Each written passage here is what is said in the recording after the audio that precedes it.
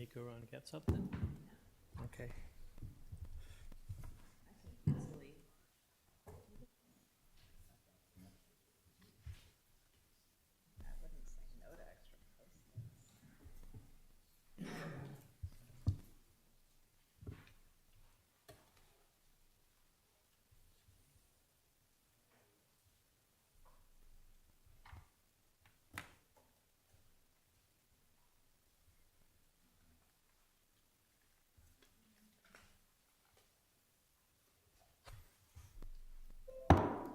All right, it's 6 o'clock. I'd like to call the meeting of the Cotati Planning Commission to order.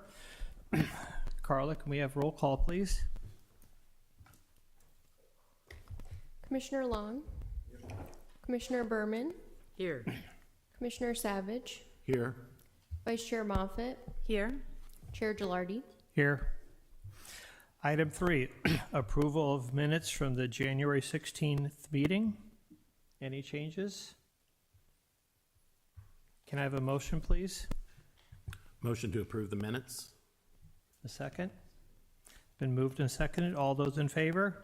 Aye. Aye. Aye. Opposed? None? Motion carries. Item 4, any changes to the agenda? No changes tonight, Chair Gilardi. Thank you. Item 5, public comment. Carly, do we have any online comments on a non-agendized items? Thank you, Chair Gilardi. Speaking to our Zoom attendees, if you'd like to make a public comment, please use the raise hand icon, or if you're dialing in, dial *9.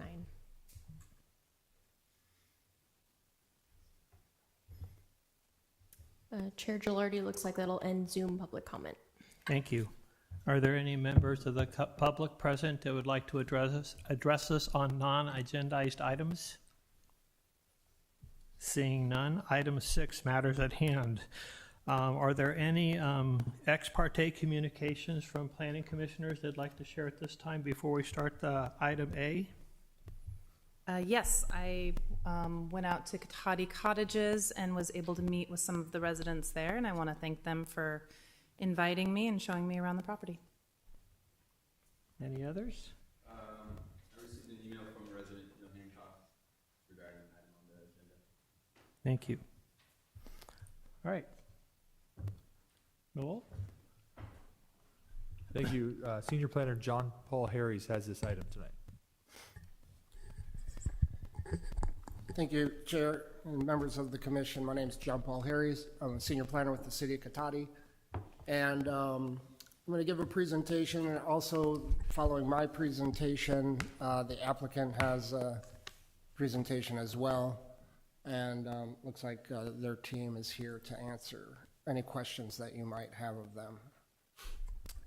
So tonight we're talking about the Cotati Village Project. This is at the northeast corner of Alder Avenue and State Route 116, the vacant lot that's just south of the Cotati Cottages.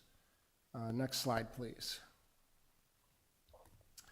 This is a simplified site map, but the project itself is 6 buildings containing approximately 30 units in each building for 177 total rental units. Those would be 1, 2, and 3 bedroom units.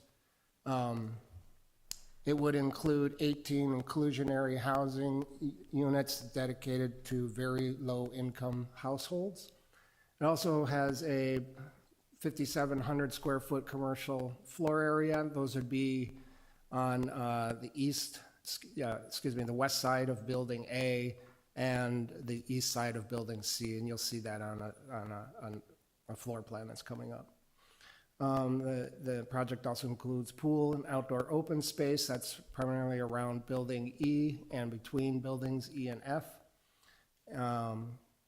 It includes a Class 1 multi-use trail that will be along State Route 116 that will extend from Alder Avenue to what you see as Village Avenue there. The site initially, is primary access will be off of Alder Avenue, where Bachelor Drive connects with Alder Avenue there. Eventually, the West Cotati Avenue intersection will be realigned to basically meet this property right at Village Avenue. That's right on the property line between this property and the property just to the east, and both of them will take access from this, and I'll talk about this and show you a graphic a little bit later on. Until that time, Village Avenue will be an EVA access only. It'll be gated to prevent vehicular access until that realignment project is completed. Off-site improvements will be the connecting that Village Drive to State Route 116. Left and right turn lanes installed on Alder Avenue as you're going out to State Route 116. Left turn lane at Alder on State Route 116. That's if the Village Avenue or the West Cotati realignment isn't completed. And then there'll be utility connections and undergrounding of overhead utilities. Next slide, please. This slide I want to spend a second on because I think to understand this project, there's context that's important. For one, that dark, bold, black line is not the urban boundary, but the city's current boundary. So you'll see that the project site kind of bumps right up to the boundary. And then also surrounding the project, kind of a larger project area in red, you'll see Cotati Cottages, which is developed, the project site right below that. What it says is Redwood Row, and then Lowe's. Historically, these properties were connected, and they're part of the story today, even though we're kind of separating out, teasing about the different properties. There's still a lot of easements that run between these properties, and it's part of the history of this property and why and how we got to where we're at today. So I'll come back to this slide so you can see it again, but the other thing to notice is that it's showing you also two other projects in the area. So you have the project site that is right there at the corner of Alder and State Route 116. Redwood Row is another project that the city is currently reviewing, and that's approximately 200 units as well. There'll be both for sale and some rentals included with that one. And then there's a sister project to this one called Cotati Village 2, which is on the west side of Alder Avenue, and I believe that's 126 units. So, so a lot of development proposal in this area, and just to provide some context of where we're at. Next slide, please. And this is an aerial of the site. The trees that we're going to talk about for removal are really the ones that are down in the corner of Alder Avenue and State Route 116. The ones right along the frontage aren't proposed to be removed. But we're looking at those at that corner. And then kind of right above the closed caption, there's a clump there. That's an acacia clump, non-native, that's going to be removed. And then kind of right in the center of the property, those are the oaks that are intended to be preserved through the project. So you can see pretty much the extent of the removal and what's intended to be preserved. Next slide, please. This is the land use designation. This is general commercial. You may recall, it was probably about 6-7 months ago now, that it was always GC. The land use designation. What we changed was zoning from a PUD to just the commercial zoning. But this is basically targeted for commercial, retail office, also allows for mixed-use development. If you do residential development, it requires development at 12 to 15 units per acre. Next slide, please. The zoning district implements the general plan policy. It is a commercial Gravenstein corridor, and again, this is commercial retail office area, which also allows for mixed-use development at 12 to 15 units per acre. And 12 is a minimum and 15 is the city's maximum. You can go above that. We'll discuss that a little bit with density bonus, but nothing lower than 12 units per acre. Next slide, please. So the acquired entitlements, there's really two, and that is preliminary design review and the tree removal permit. City of Cotati requires city council action on any removal of oak trees. So that's why it requires that tree removal permit at a public hearing. There is another aspect to the project which is called density bonus. This is a state program. This is non-discretionary, so this isn't, I want to give the illusion that you have discretion over this aspect of the project. You do not, and neither do we. It is granted to the applicant when they make a certain commitment for affordable housing. And I'll talk a little bit about that. But with that density bonus comes an increase in the density. As well, there are certain parking ratios that are prescribed by state law that says these are the ratios that you will use. And then they can get certain concessions and waivers from development standards. After tonight, if the city council approves this, it would then require final design review, an inclusionary housing agreement, improvement plans, and then construction permits. Next slide, please. So this is some of the history. This is the property, that larger area that was outlined in red. This was what was once called the South Sonoma Business Park. So the city for decades has kind of planned intensive development of this site, planned for intensive development of the site. Back in the 90s, the idea was thinking, well, maybe it would be factory stores, but then it kind of grew into this corporate campus. This is when Sonoma County was thinking about being, it was a telecom valley, and that was the big idea. And so this was the idea, is that this would be built for Nokia, and it would also have some all retail. Next slide. As that project was being developed, there was a recognition that it would impact housing by creating, basically a demand for housing, and that's when the Cotati cottages were added to this corporate campus. They're in the top left of this development. Then, right around this time, the whole telecom industry kind of fell apart. And next slide, please.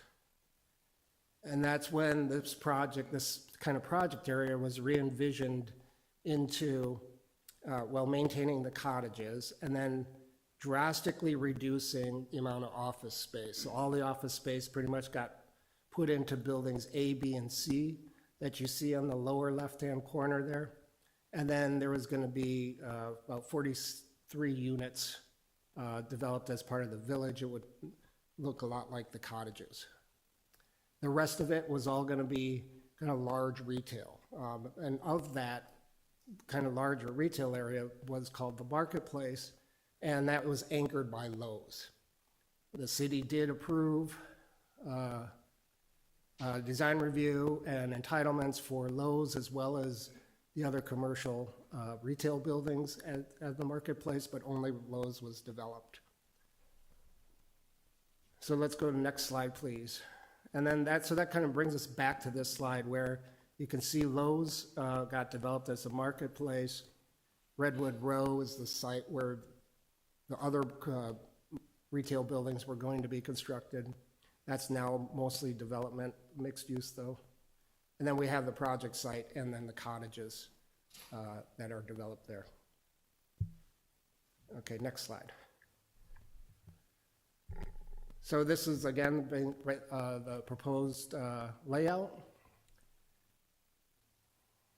Next slide. And then I gave you most of this background, but essentially that Cotati Village map, the project previous to this was alive till 2020. And then in 2021, this current submittal proposal was submitted. In 2023, we did a zoning change that affected the property. It went from CG PUD to CG. That PUD was just very specific zoning that was for the Cotati Village project. So now the zoning is basically consistent with the surrounding zoning in that area. And then on July 18th and July 24th, we had 2 neighborhood meetings. These were caused by that zoning change proposal. Next slide. So this is on package page 240, but at those meetings, there was a number of items that were brought up, and I'll just run through these. There was basically a general agreement that the Cotati Village project, the older one, was what was preferred and what was expected by the residents of the cottages. There was a lot of concern about traffic and parking on Ford Lane, as well as an existing parking easement along Ford Lane. There was a desire to have a separation between the properties, a physical separation like a wall or a fence. And they didn't want to have any vehicular access onto Ford Lane. There was also concerns about the building mass and scale, as well as its proximity to the cottages, especially that central building E.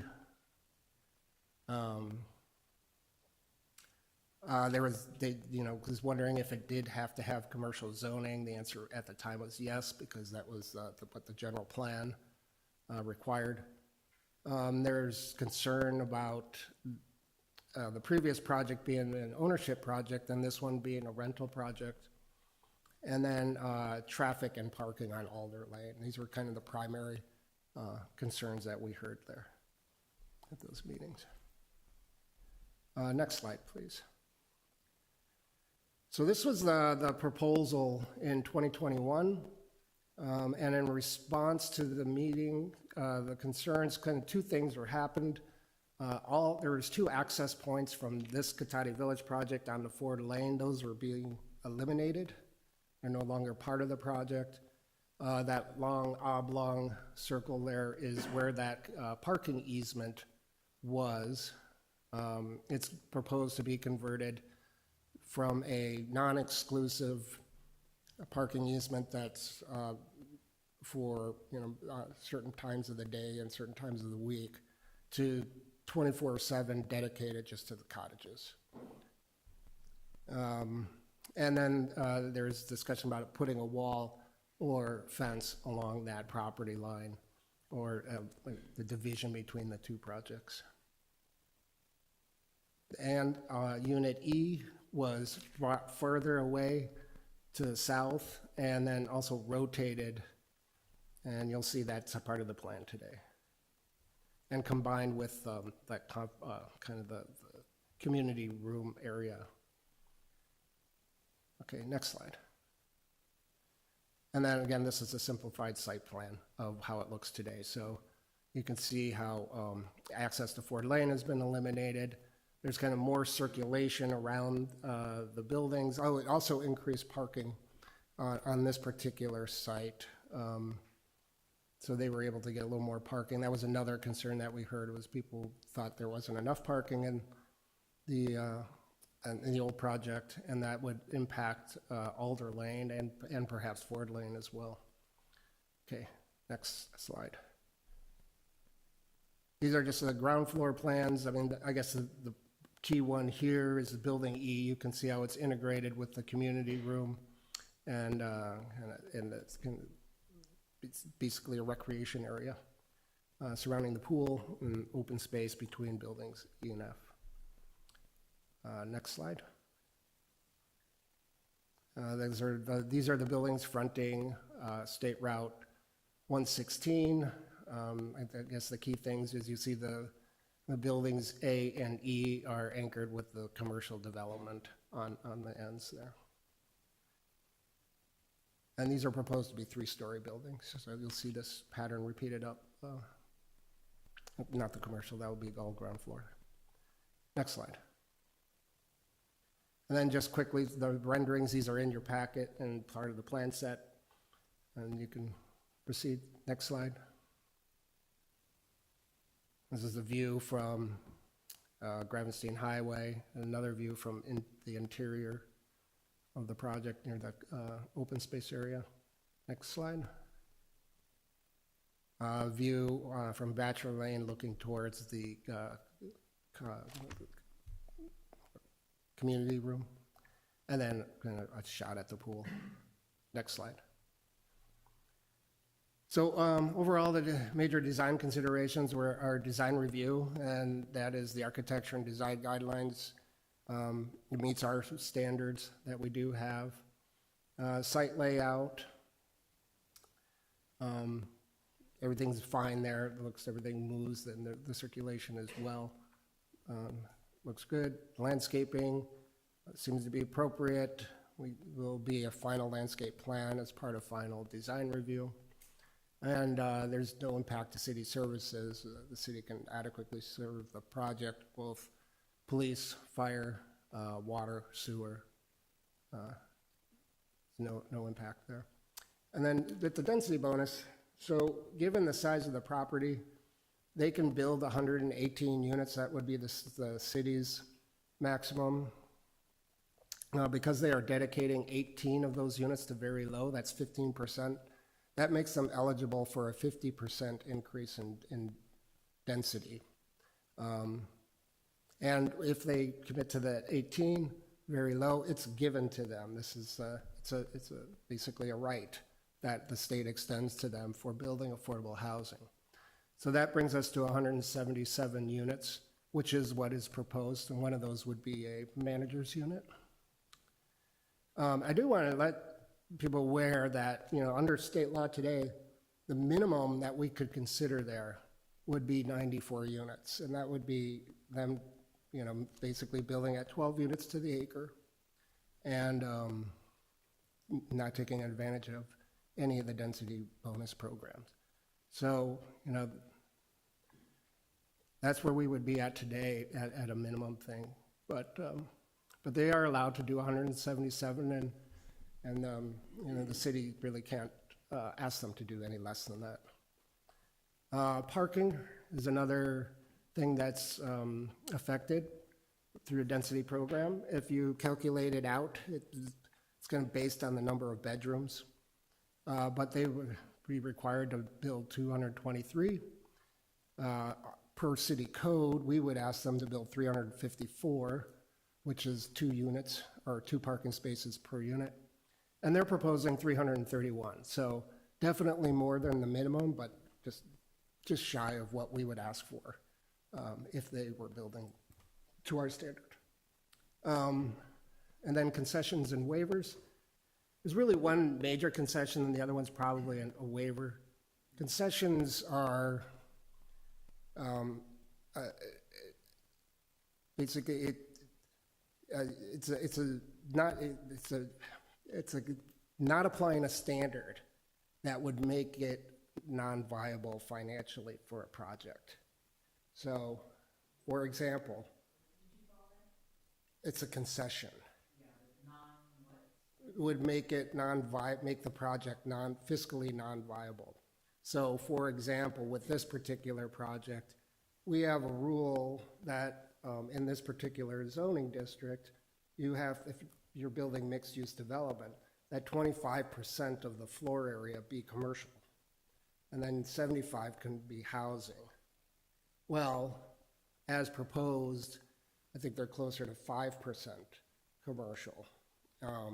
So that's a concession that we must grant them, because in order for them to build those units, they would have to take away those units, and we can't ask them to take away units that they're entitled to under the state density bonus program. And also, it's very difficult to finance retail commercial development right now. So Benchmark is something that probably prevents them from building their units.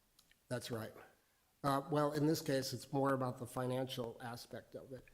But then the waivers would be, and there's nuances to this, and I'm not a density bonus expert, but waivers would be more like, we can't have a standard, let's say a height standard, that would prevent them from building their 177 units.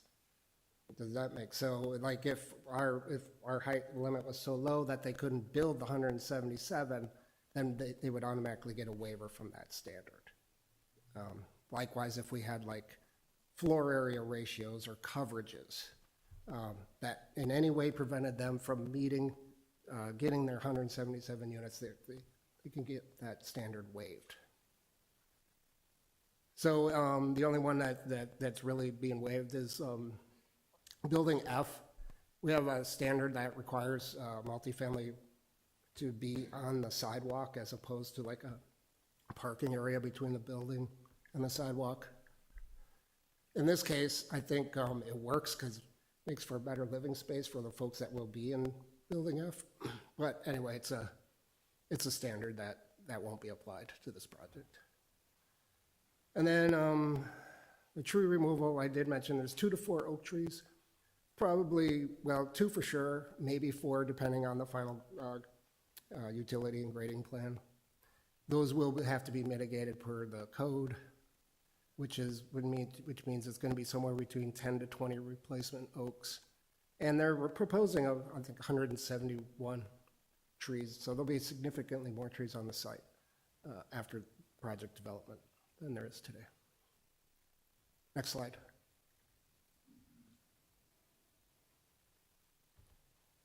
Next slide, please. Okay, thank you. Okay, 2 easements are worth talking about. One is the Ford Lane. I think I've already mentioned this, but right now they have the folks in the Cotati Cottages have rights, non-exclusive rights to 30, well, it says 36, but there's a particular zone where you can actually park. And it only would allow for 22 cars in there if you park within that particular easement area. So that, in discussion with the developer, we said, why don't you make those exclusive parking spaces, not the shared parking. The shared parking made more sense when there was a lot more commercial development proposed as in the Cotati villages, but now there's very little commercial development, and this was a big point of, it was a big issue with the folks at the cottages. So we felt like this, from a staff perspective, addressed that problem. Can you explain how there was 36 spaces, but now No, I can't.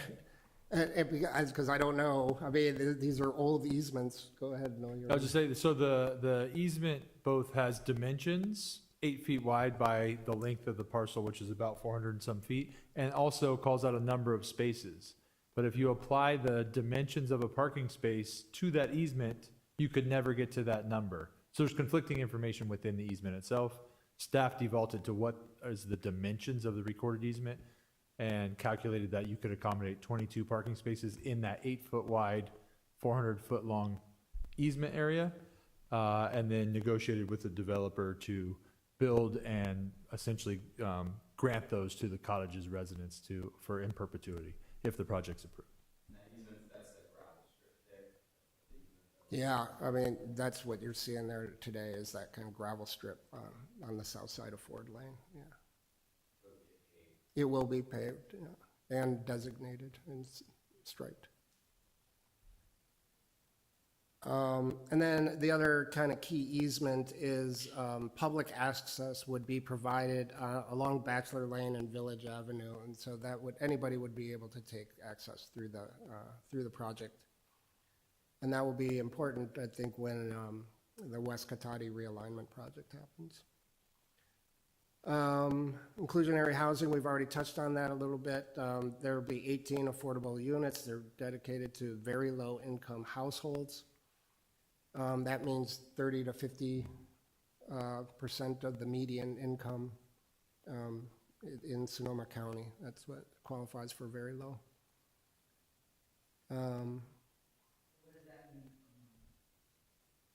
I got numbers I could probably share with you, but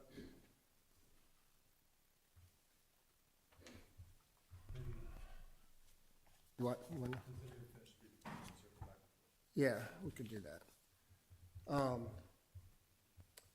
So they'll be spread throughout the development and include both one, or all the 1, 2, and 3 bedroom units, which is consistent with our code that they do spread them around through developments. There'll be an affordable housing agreement which will require city council approval, and it will become at a later date after this hearings.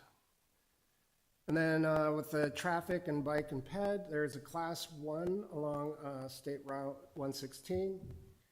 And I already mentioned the eastbound left turn lane onto Alder Avenue. Now this is warranted. In the staff report, I made a mistake. I dropped a word. I think I said that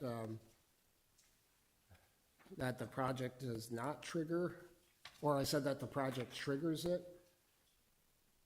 The traffic analysis that was done for the project looked at the intersections in the area, and it concluded that Alder Avenue, the left turn eastbound, if you're eastbound on 116, you want to turn left onto Alder, that there is a left turn lane there that's warranted today under existing conditions.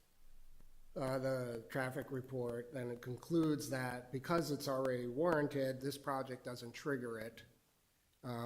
Our position was it's a failing intersection. You're adding substantial housing to this particular area on this particular road, and that the turn lane should be installed.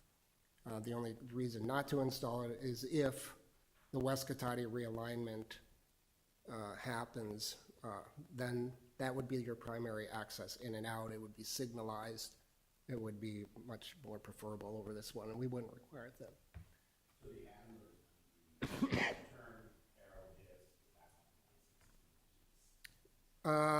If you're on Alder, there'll be left and right turn lanes. No, it'll just be a stop approach, left and right. This turn lane would be if you're on, coming from Sebastopol into Cotati, you're on 116 and you want to turn left onto Alder, now you would have to stop in the lane and wait until you get a gap in traffic and then turn into Acre Pizza or something. This would allow refuge in the left turn lane where you could then sit and wait until you have a clear spot. The risk of being rear-ended is drastically reduced.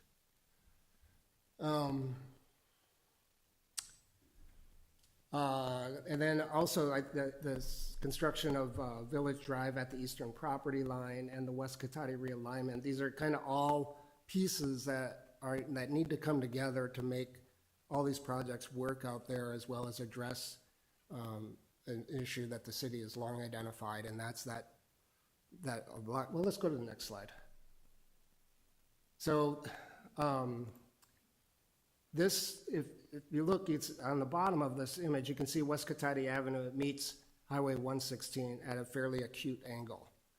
This has always been a problematic intersection because of that alignment. And that alignment, you know, this goes back, the West Cotati Avenue goes back a very long ways, but then the state came and put 116 in and kind of mess with that alignment there. And so it's created this situation. So the city has acquired that triangular piece of property just north of West Cotati Avenue, kind of between West Cotati and West Cotati and State Route 116. And we are in the process of designing basically the whole strip from Alder Avenue to Redwood Drive. I expect to have 35% plans within a week or two for this whole area. So that we are doing a kind of a broad idea of how this development going to work. So this is the proposal, is West Cotati Avenue would be straightened to meet the intersection at a 90-degree, kind of normal intersection. It would be signalized, and when you can see the crosswalks and kind of the bike paths that would be in this intersection here. Cotati Village, property line with Redwood Row is kind of right down the center line of that road. So both projects, should they move forward, would take access at this one spot.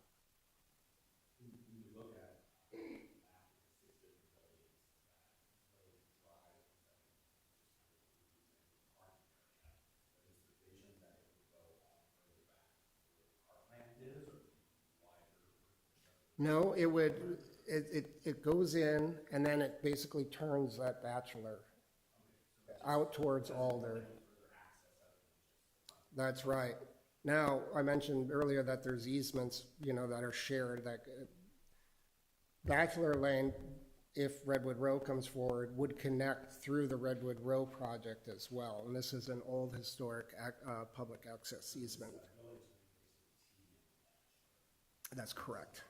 That's correct.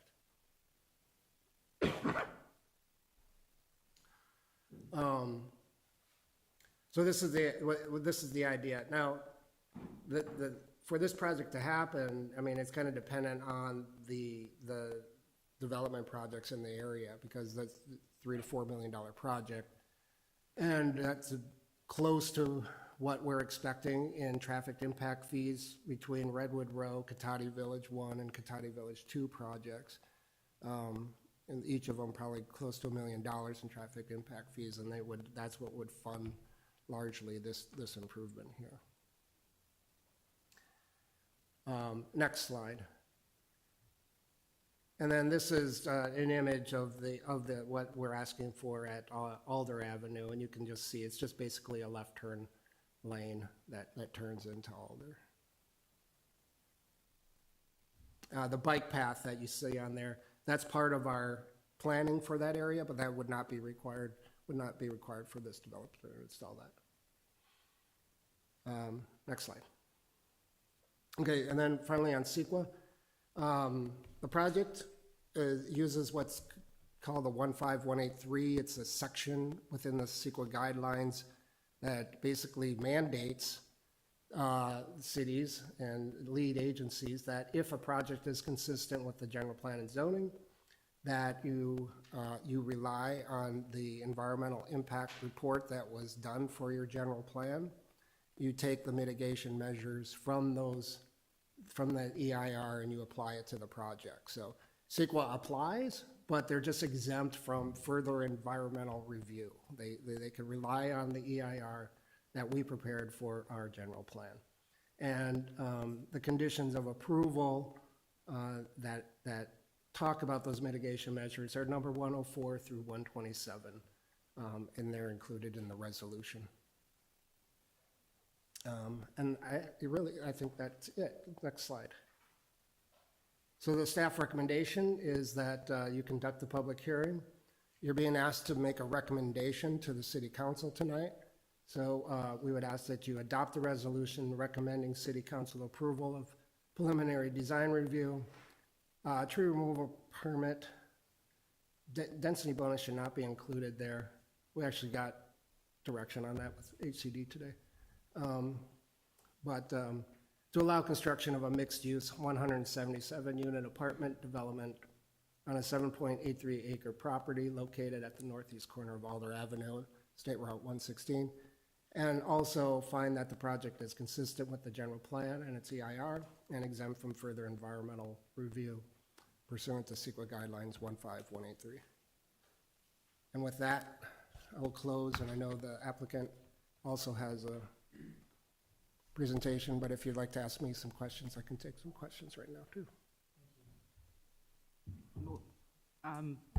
Before that, first of all, did we get the number? So your question was like, what would the rents be, or Yeah, what would the income For be? the very low income? So it depends on the number of bedrooms, but this is using the state home program, so it's a different type of program. It's very close, and this is what, if you were getting a home grant, this is what you would have to provide. So for a one bedroom, it'd be $1,180 a month. If you were up to a three bedroom, it'd be $1,635 a month. Okay, thank you.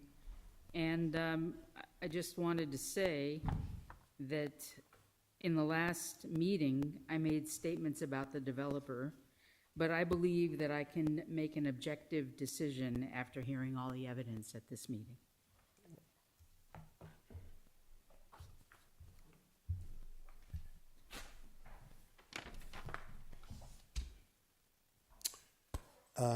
Thank you, planning commissioners, and my name is Tom Monahan. I'm just speaking on behalf of the applicant, and I just wanted to make a brief presentation, perhaps answer any quick questions. First of all, thank you, JP and staff, for getting the project ready. We submitted the application in December of 21, so the project has been pending with the city for more than 2 years. As you heard, last summer, in addition to the removal of the planning overlay that was in place, we also had a series of meetings with neighborhood, primarily with the Katati Cottages folks, and they asked for several changes at that time, which I think JP touched on. I thought I would just put a couple slides up and walk you through that, just to make sure you understand that.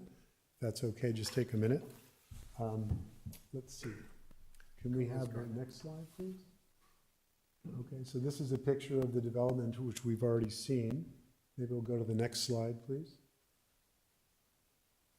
And as JP mentioned, this was the original plan that was submitted in December of 21. And the concern was really around Ford Lane, which is this kind of east-west area. This is the cottages, this is the village here. And originally there were two major connecting points for traffic between there, one here and one there.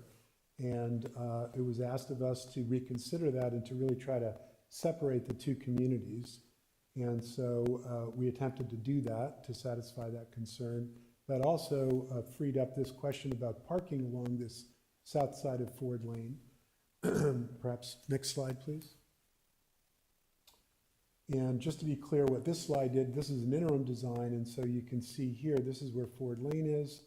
And what we did is we created kind of a redesign of this whole portion of the project and separated the projects, moved this building further away, and then created these 22 spaces that are really going to be for the sole purpose of the homeowners association at the cottages. Whereas previously what they had was nights and weekends shared parking. So this allows for exclusive use and also kind of a separation between the two projects. So we think that's a very important thing. We studied it further and made one, next slide please, made one more change to what we see now, which moved that one building here. It's even further away, but there is a fence between the two properties here as required in the conditions of approval. And it really separates the traffic circulation between the two projects so that Ford Lane really serves as focus and access for the cottages. So we think that's a very important revision that was made to the project. So we're excited to bring the project forward. We are here with our team to answer any questions that you may have. And I'd like to introduce Riley Hurd, who is our land use attorney, to just give you a quick overview of the planning application. Thank you very much. Thank you. Good evening. My name is Riley Hurd. I'm a land use attorney and I specialize in state housing laws. I also served as city attorney for multiple jurisdictions for many years, so I've been on both sides of the dais. And as you've heard from JP and may have experienced throughout your housing element process or maybe some other projects, we're in a new world order of planning, and this is all courtesy of the state. The regional housing needs allocation, HCD, housing elements, this is all coming out of Sacramento in response to housing demand. So if you go to the next slide, please. In the Katati housing element, this project, Katati Village, is listed. It's listed as what's called a pipeline project, which is typically for things that are pending or have already been approved but not built. It's called out for 177 units. Sorry, it's on the last slide, actually. Before, backwards. Yeah, right there. So here you can see your table, and it's listed for 177 units. And so I thought it'd be important to understand what it means for a project to be listed as pipeline in the housing element. And if you go to the next slide, please. HCD, which is the state agency that's running all of this, says if you have a pipeline project in your housing element, like this one, there's a number of things you have to do. Probably the most critical is demonstrate not just that it's going to be approved, but built within the next planning period. You need to facilitate its development, expedite approvals, including any rezonings, which you've already done, and then even provide a construction schedule to the state. So once the project gets listed in the housing element as pipeline, it's a commitment to its approval and to its construction. That's what it means pursuant to HCD. And there is a very important reason that this matters. As you saw, there's a long history of not failed projects, but unbuilt projects at this site. And that used to be no big deal for anyone except the developer who was having the carrying costs. Now, the city and the staff have to file annual progress reports with the state of California and show how you're doing vis-a-vis the number of units you were assigned. And the only way to retain some semblance of local control is to produce now. So it used to be just zone for it, whatever happens, happens. Now it is zone for it and produce. And if you don't, then you maybe you've heard of SB 35 or Builder's Remedy or all these other things that are floating around. So that's why the viability of the projects matters. Next slide, please. So also courtesy of the government code is the Housing Accountability Act. And basically what it says is when you consider a project of 2 or more units, you may only use objective standards to reduce the density or deny the project. And it's a giant mouthful what it means to be objective. But basically what the state was doing was taking away the ability of local jurisdictions to just say, I don't like it, and saying you've got to codify in objective terms what rules you're going to use for housing. And if it doesn't violate any of those rules, then you cannot deny it and you cannot reduce its density. Next slide, please. JP touched on this briefly. I'll just give you a high-level overview of waivers and concessions, actually. Here's the simplest way to think about it.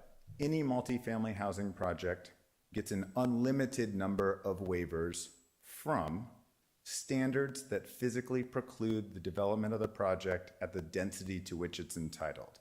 So if you have a height limit that's too low and you can't fit the units, the developer gets to go through it. Setbacks, fill in the blank. And this was a really big one. Concessions are slightly different. They're limited in number. They're based on your percentage of affordability. And it used to be that you had to show you needed it to make the project financially viable. That law changed a few years ago, and it's simply actual cost savings. So I did a project that had a 50% commercial requirement in it. We brought in a commercial broker. They explained that the demand was essentially zero, and so that requirement was waived as one of the concessions. So that's how those work. Again, this is the state saying, if you assign a density and its bonus to a site, they've got to be able to get there. That's why a good set of objective standards are really important. Next slide, please. The final thing, and then we'll stop with the legal stuff, is the Housing Accountability Act.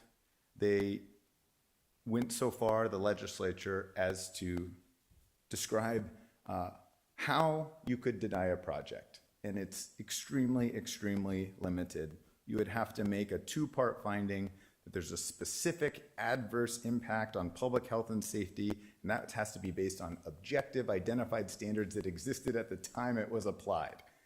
And you have to show that there's no way to mitigate it. So they basically, again, are constraining and reducing local control, much to the chagrin of many, and saying, this is it. Unless you can make these findings, the project cannot be denied.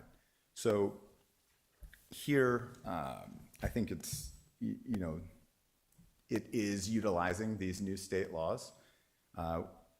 Staff has confirmed that it complies with those new state laws, and it will produce and bring much-needed housing.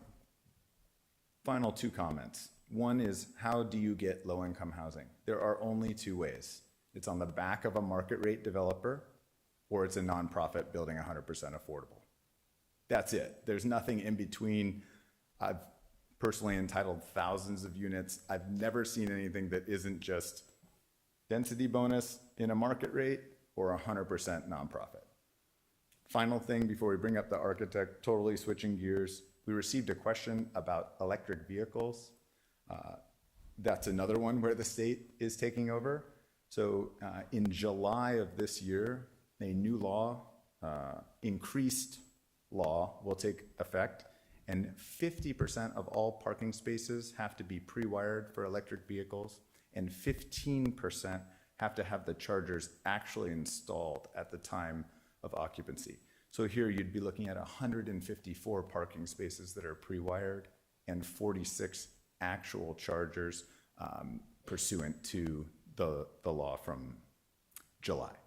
So I will be here this evening if you have any questions about state laws, density bonus. It's pretty dense, but the architect will briefly take you through the project. Thank you.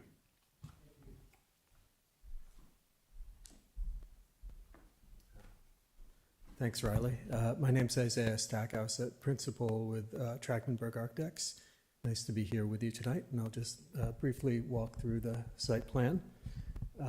So again, as talked about already, the project has Bachelor Lane coming through the middle and Village coming down to 116.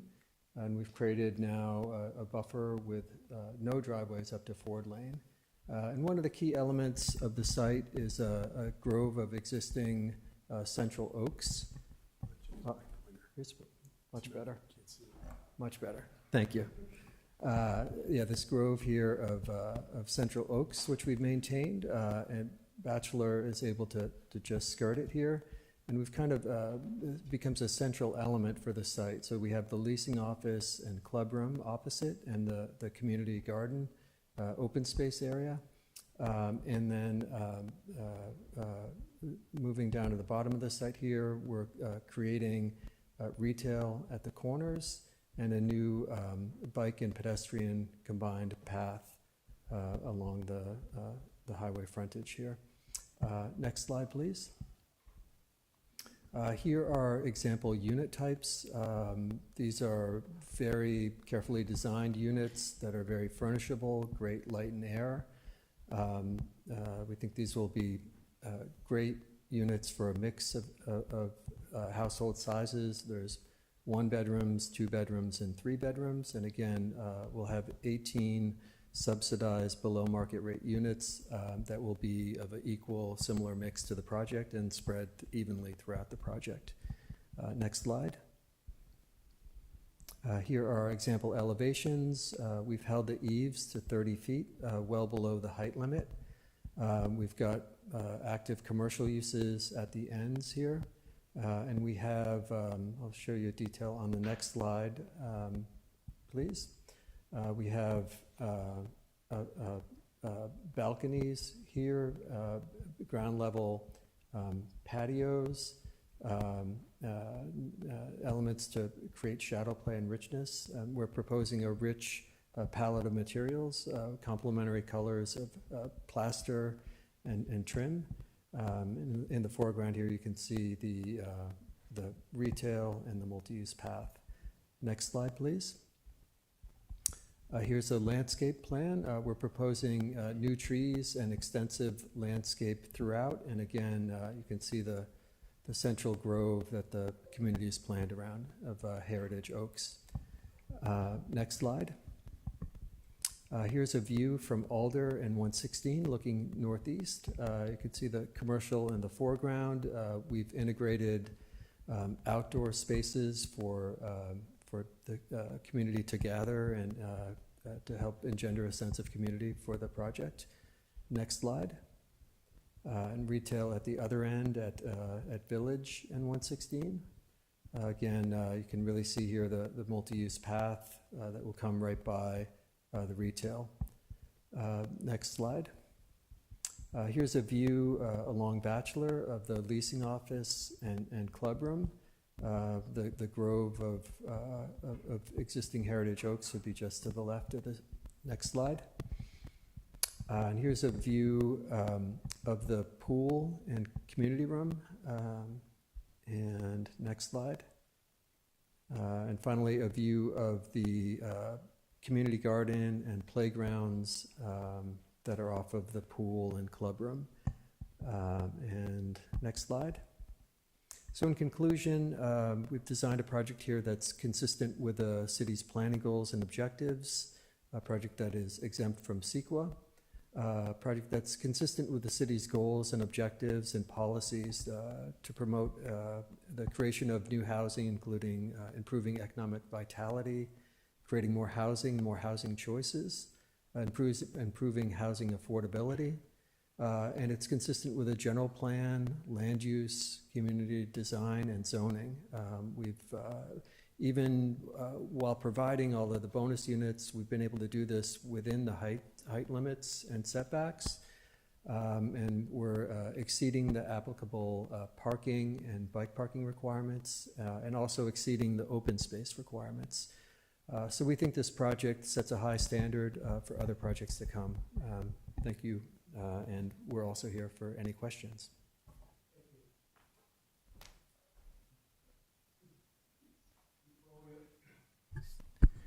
Before we open it up to commissioner questions, we have Neil Hancock would like to come forward.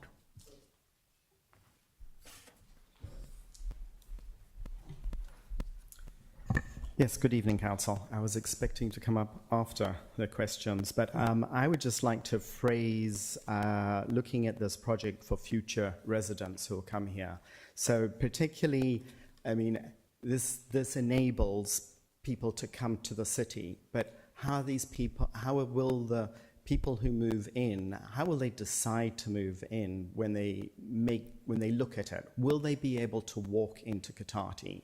Will they be able to see that this is a project that integrates in with Cotati from day one?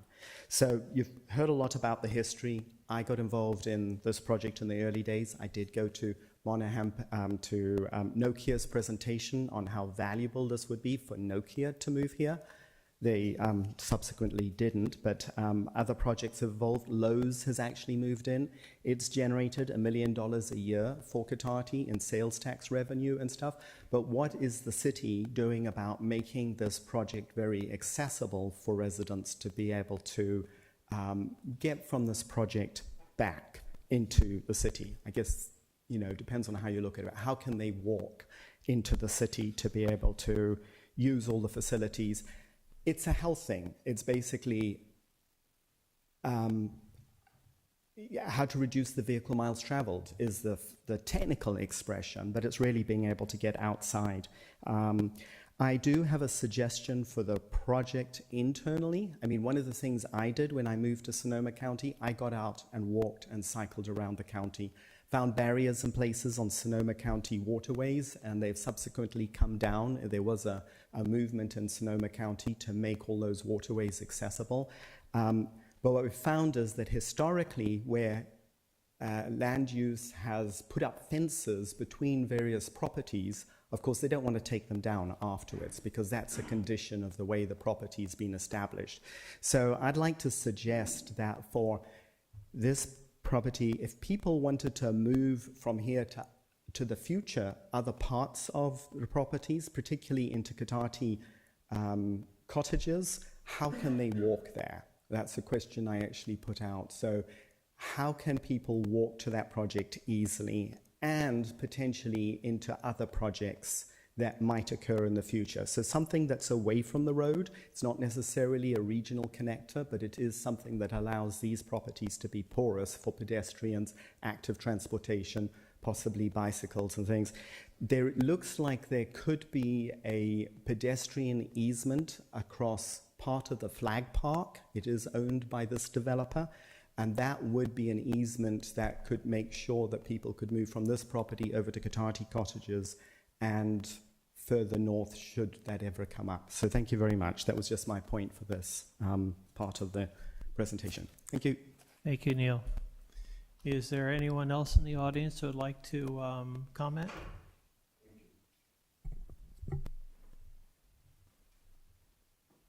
Hi, my name is Howard Dalton, and I own the property at 7836 Rivard Court in the Katati Cottages.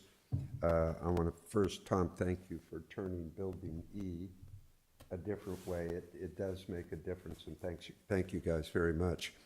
To answer your question, I was not an original owner in this property, but to answer your parking spaces question, there was originally 36 parking places. We're diminished down to 22 through the process that we've been working with, but that was an original promise to the original homeowners, and I've got quite a number of them that aren't here today that had verified that. But we're dealing with 22.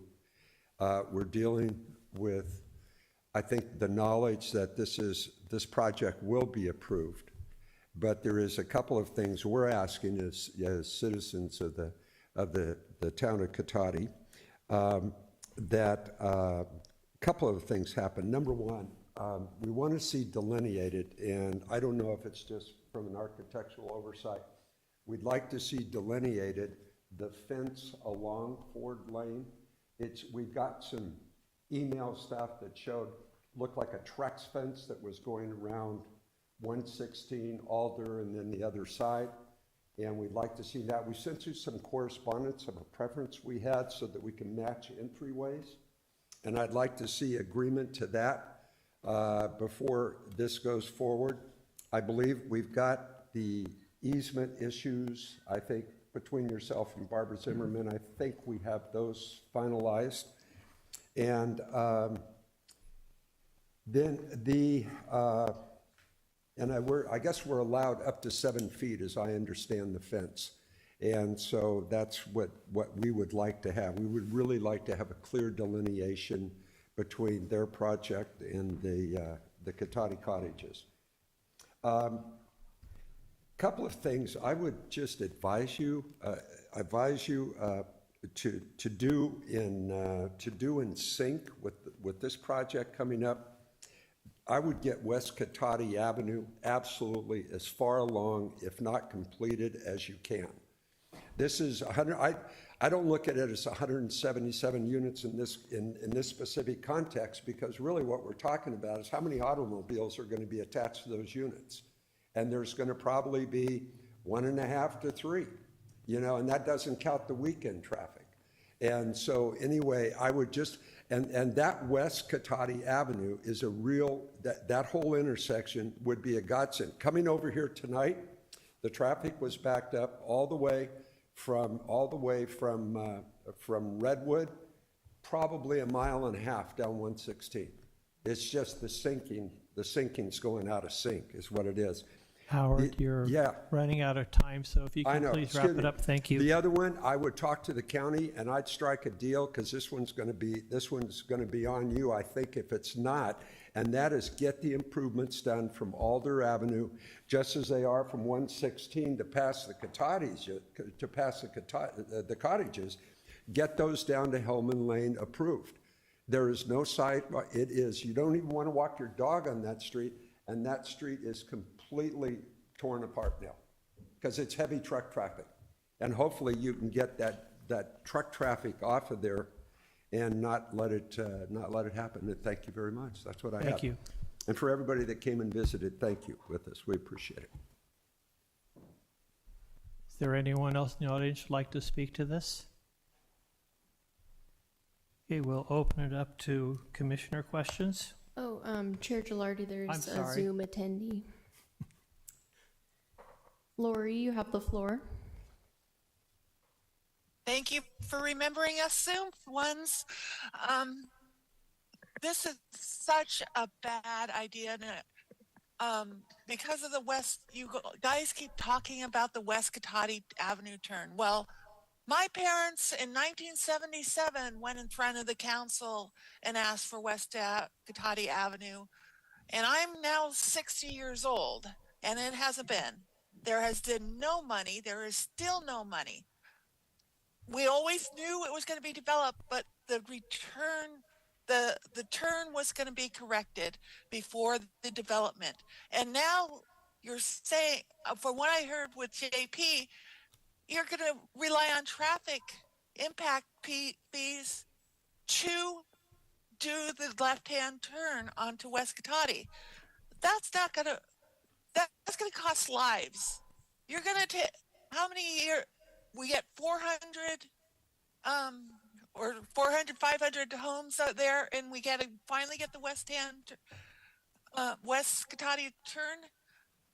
How about the years it's going to take to get there? And how are I don't know if any of you have actually stood at a bus stop at Alder.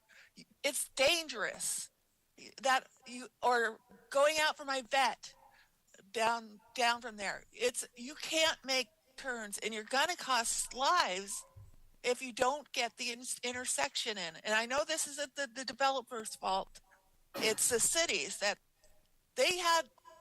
The last time it was supposed to be federally earmarked or something in an infrastructure bill, and it got dropped. But you can't rely on development to turn for that West Cotati turn. It's just not right. It should have been fixed long ago. The other thing, that place is a marsh. I don't know if you know how my brother used to go shoot BB guns with his gophers and stuff in there. And if you look at the Cotati Hotel, it's got Lake Molinaro. We're gonna have Lake Monahan. If you go on West Cotati, we had quicksand during the reconstruction of the road. Our house is actually sinking over on Maple Avenue. You're not dealt with the soil issue, and it's sandy loam, and you want to put on 4 stories and it's gonna just sink on down. I'm sorry. So anyways, these things need to be addressed. Thank you. Thank you, Laura Lee. Is there anyone else, Carla? Chair Gilardi, looks like that'll end Zoom public comment. Thank you. Commissioners, questions? Oh, I got a lot, but You can start. okay. I don't even know where to start. Let's start with, can you talk to me about the plans for that flag park that's over there? Just kind of what the codified plans are going to be.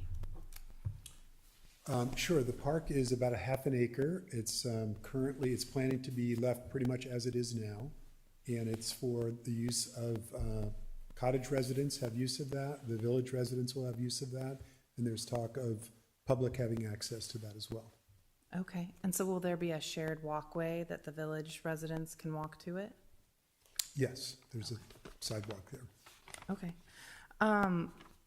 Can we talk a little bit about that wall that's brought up? So I know on package page 252, it has kind of a condition about the wall saying that's going to complement the monument feature of the cottages, which is that, I assume, that small wall kind of decoratively outside. Will it look, tell me about the wall. Yeah, that's a request that's been requested. There is a monument sign that actually says Cotati Cottages on it on the north side of Ford Lane. We haven't finalized design of that. That's something we'll do at final design review. But that's really just the entrance part. The barrier, if you will, is really a fence that will separate the two properties. So you're envisioning like a wooden fence or like a concrete wall? We've proposed a fence, a 7-foot tall fence. You know, the design of that has not yet been finalized yet. Okay. I think they mentioned the community had sent some recommendations on the fence of what they would like to see. Got it. Okay, the commercial area that's going to go in can you tell me about what types of businesses you're expecting to see in those commercial areas? Yes, well, we'd want those to be kind of commercial supporting the rest of the neighborhood there. One of them that's right on Alder and 116 is kind of across the street from where Acre Pizza is now. And so Acre Pizza has kind of a nice outdoor area, kind of a trellised area, and so we're envisioning something like that.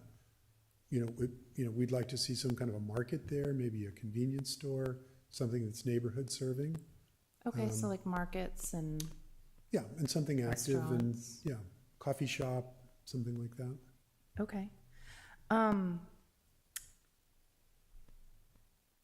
Do y'all also own the Redwood Row development? We do not. Okay. Sorry, got so many questions. Okay, can we talk about construction plans? Is that something we can talk about at this stage? Okay, so a couple questions about construction plans, and in full transparency, I recently lived through construction across the street from my house. So these are always just questions that I ask because I have lived experience with that. Sure. So one of the first things that always come with construction is a lot of small, wonderful little creatures coming up and deciding to be everywhere else. So do you have any kind of pest control plans for all of those gophers that Lori was talking about, or the rats or the mice that are gonna come up and try to find new places? That's always a problem when you're doing, construction. We will submit a construction management plan that will get reviewed by the city as part of it's actually a condition of approval and it's part of a normal process. And so that'll get into those kinds of questions where you're doing, pest control, pest management, traffic management, dust control, noise control. There are a number of issues that it's always, not fun to be living right next to a construction project. Yeah. But the purpose of the traffic management plan is to address those and to mitigate those to the greatest extent possible. Got it. So you will be addressing pest management in that process? We will. Okay. Speaking of construction, do you plan on using Ford for any construction traffic onto the site? We don't think so, because most of the access is going to be from the site itself. And so that'll be addressed in the construction management plan, the phasing of that. So we do need to construct those spaces that go onto Ford Lane. And of course, if there's any damage to Ford Lane, we'll fix that and repair all that. Okay. I just know that traffic-wise, living through it, you're trying to go to work and there's Yeah. a cement truck in the way. Not that that happened to me. So that would be great if just the plan, when you do submit it, kind of separates that. Speaking of, if the plan was to build that fence first, it could really help with some of that construction garbage that gets blown over. So I'd highly suggest that as well. Can we talk about the design real quick? And this is just kind of a curiosity on my part, just because I know that y'all did design the Acre Pizza and Jane Dispensary. I thought you did a fantastic job. It looks beautiful over there. I'm excited to see more housing and more affordable housing in Cotati. But I was curious why the design didn't aesthetically match the development that you just finished. Well, I'm probably going to have to defer to Isaiah on that. They're different. One is a one-story retail project. The other one is three-story multifamily. I mean, it's a different, different type of architecture. It does match the city's kind of design guidelines, which is a craftsman style. And I'm getting too deep out of my lane, so I might have to defer to Isaiah to Isaiah, address come that. on up. I'm curious. I mean, I think Tom's done a pretty good job already, but yeah.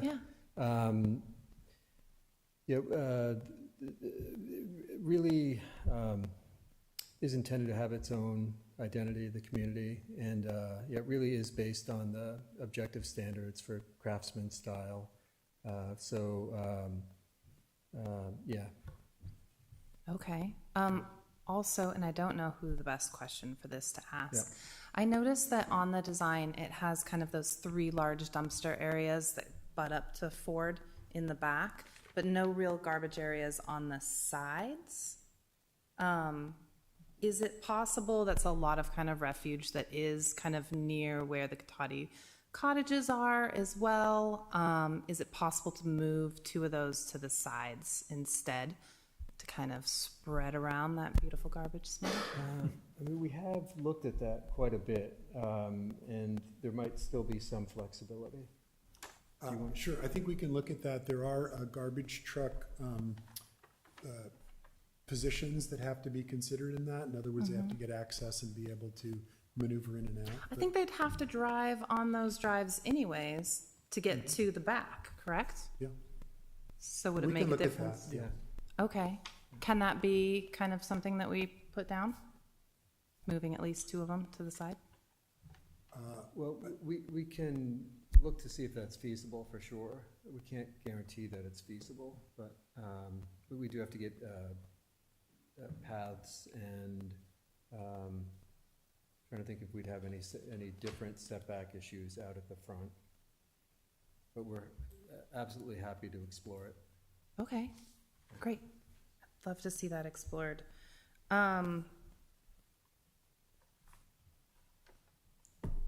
There's a lot of pretty pictures of playgrounds in kind of the general area, but I didn't see a really good spot on here for them to be. Which, maybe I'll hold that question for later. I'll let some of my other commissioners ask some questions. Thank you. I'm sure everyone else has a lot. John? Kind of talking a little more about this West Katati realignment and that being financed by traffic impact fees. Are there any other financial resources that the city has or could tap into, or grants or anything to try to expedite that whole process? Yeah, that's an excellent question, and it's worth highlighting. So, as was mentioned, the project is anticipated to cost about $4 million. The city council, as a part of this fiscal year's budget, committed $750,000 to the design of that. And so that money is being spent right now and the design is being done. As a part of that, it will be submitted to Caltrans. We'll get Caltrans feedbacks. Obviously, it's their roadway, so ultimately they are going to tell us certain design characteristics have to be included. And that does include bicycle and pedestrian infrastructure. Caltrans requires that now. So $750,000 has been committed. As was also mentioned, last I heard, we still have $1 million earmark in the federal budget. If and when that ever gets adopted, I think all of us don't have a crystal ball that could get that, but through the budgeting process, that amount has remained to date, to the best of my knowledge. And then we will continue to seek regional transportation grants, because this will provide regional transportation benefits through Sonoma County Transportation Authority. I'm sure the city council will look to trying to commit some additional city funds. And then, as was mentioned, a project of this size will be paying almost $1 million in traffic impact fees. If it is approved and constructed, those get paid when building permits are issued. So we're pursuing all financial sources available in order to get this built, and we absolutely understand the urgency. So I'm kind of a novice to some of this stuff, but how much of those 4 million funds would you have to actually have before you could move forward with constructing all of it, or 80% of it, or? That's a good question too. So some of it will depend on Caltrans input. Some of it also depends on kind of safety issues that are created through the development of some of these properties, and also the construction of that traffic realignment of the West Katati itself. So to your point, could maybe the intersection of West Katati get built out and signalized before some of the other infrastructure is done? Yes. But I can't commit to timing or which of those steps would happen next. One thing is interesting, that we've been talking about internally, the project just east of this one, Redwood Row, we see that one as potentially having more direct impact to the need for that re-signalization of the intersection. So they may have to contribute more or even do some of the construction as a part of their project, but we haven't seen the traffic study yet to confirm that. Would something like a bond ever be appropriate to finance something like this? Has the city done that in the past, or? Bonds can be used to finance public infrastructure. Okay. That'd be a city council decision, but yeah, that could happen. Okay, so, I'm just kind of thinking out loud here. Worst case scenario, we'd have to have all three of these developments done and all their traffic impact fees, plus the other things you listed before we really had the $4 million to move forward with the recreation of that intersection. Absent, city funds itself or a large grant that we receive, correct. Okay. Looking at where Village Drive goes into Bachelor and then kind of tees, and then Flag Park back there in the back, is there any desire to have public or bike access back towards Flag Park and Ford? Because eventually Hellman is back there, which kind of goes to all these other trails and things, I believe. And did I read somewhere in here that Adler was eventually going to become a cul-de-sac? Okay, would that prohibit people from getting back to Hellman if that's done? I'm just wondering, do we have, what's our long-term, what's the term, active transportation plan? So, Does that have access back to Hellman? in there? yes, the bike and ped plan, as you're gonna probably see, as we put together the draft, which should be coming out in about a month and be delivered to everybody, actually less than that, does contemplate access back to Hellman. Right now, the general plan does call for it to be cul-de-sac, but it would be cul-de-sac very close to Highway 116. And so it would only prevent vehicular access. Right, you could still access. You would through be there able by to, the pedestrians people. would be able to access it as well. The general plan calls for, on their site next door, on the west side of Acre Pizza Jane Dispensary area. Right now, that calls for a new north-south street. The bike and ped plan is contemplating, like, at least at an interim, that become bike and pedestrian access point along that direction. Now, what you're also asking is similar to what Neil Hancock brought up, which is providing access to that park. We didn't go down that path with this one yet because it might, because they do have park obligations, and so they may choose to convert that to a public park area. But the city at this point was saying, no, we weren't gonna ask the developer to do that because really that park is shared by Katati Cottages as well as these people, and we felt like it would be asking the cottages to basically take more access through their parkland, something the city was somewhat loath to do. That being said, on the project that we're looking at right next door, that is very much the intention, is to put a bike access to the park area, which is gonna be connected very close to this park. That park is going to be contemplated as public access, and so we've been looking at that area to accomplish that. Now, for the moment, it won't go anywhere. We don't have, it's outside our jurisdiction to the north, but the idea is to eventually, make these connections happen. It could happen as part of this project as it gets to final design review, but it isn't something the city was pushing. And I would just add, the original project design did have that connectivity, and it was redesigned in response to the cottage's concerns to try to essentially Separate. provide some additional separation and try to preserve their existing character that they have for their neighborhood.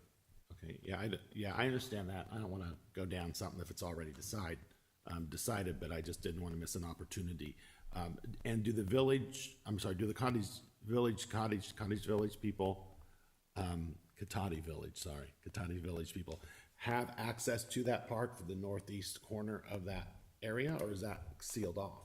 No, they have access. They have access, okay. Because I would almost think the people in Katati Cottages, if they're gonna walk into Katati, they're gonna wanna go from that northeast corner there and down into Village Drive to walk into West Katati, but we don't have any public access except walking through the parking lot.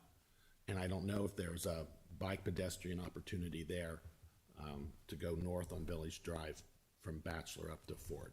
But I'll just throw that out there. I think that's all the questions I have.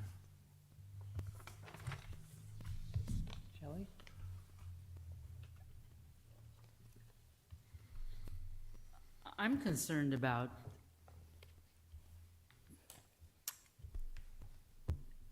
we're gonna have solar panels, is that true? Yes. Yes, There'll be on- solar, yeah, On all the. on- photovoltaic panels. Yes, on all the rooftops in all the buildings, or where? I'm going Yeah. to defer to Isaiah on that. Yeah, the intention is for them to go on the rooftops, and, you know, the code has changed recently. It used to be, for a long time, it was just a 15% area pre-wired. The code has changed recently to, you know, basically, the solar is now all tied in with the Title 24 and the MEP systems. So it's really, once we get into design development and have all the engineers looking at it and running their calcs, that's when we know how much solar there will be and exactly where it'll be on the rooftops, if that helps.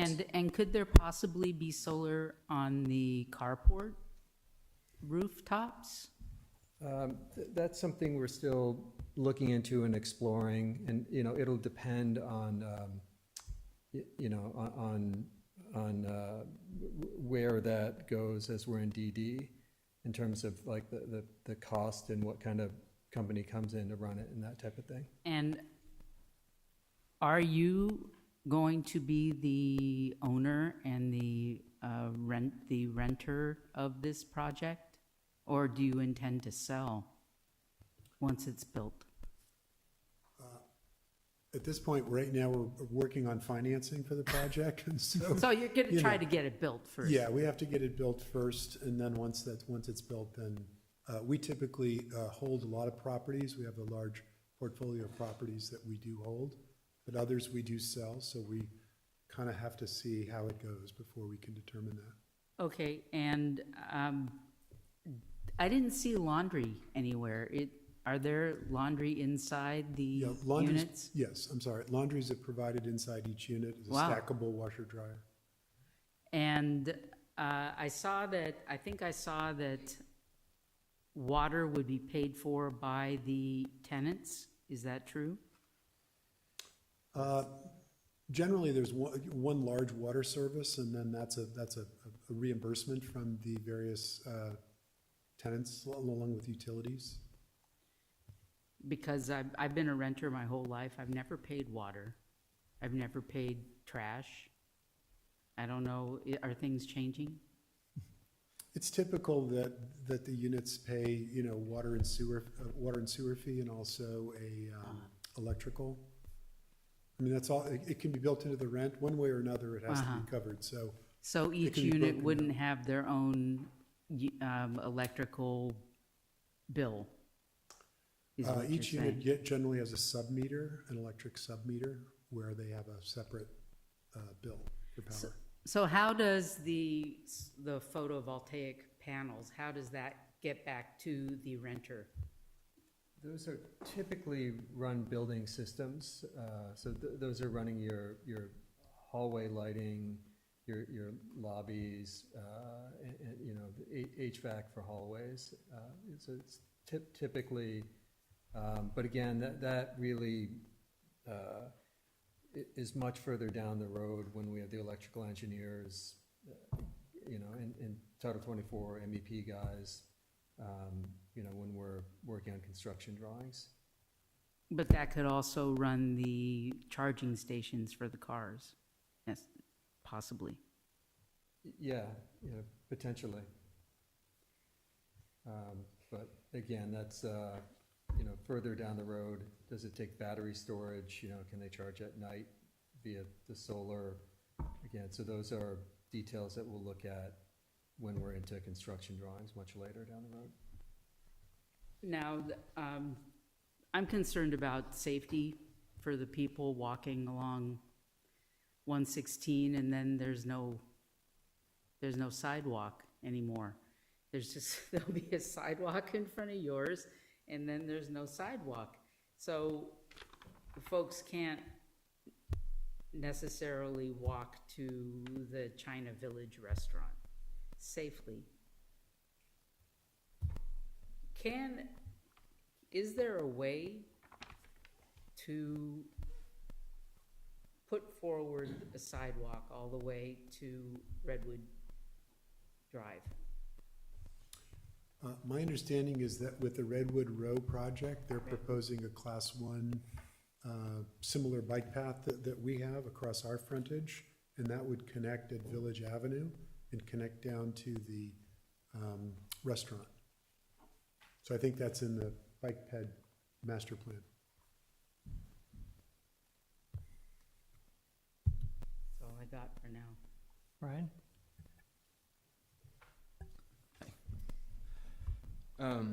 So with the, just kind of going back to those 22 parking spaces on the northern side, those are gonna run parallel to Ford Lane?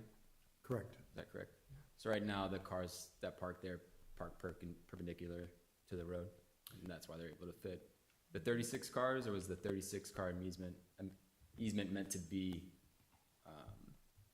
parallel as well? Well, the easement was put into place 20-something years ago, and the project was, conceived to be built very close in time to one another, and it's just sat there that way.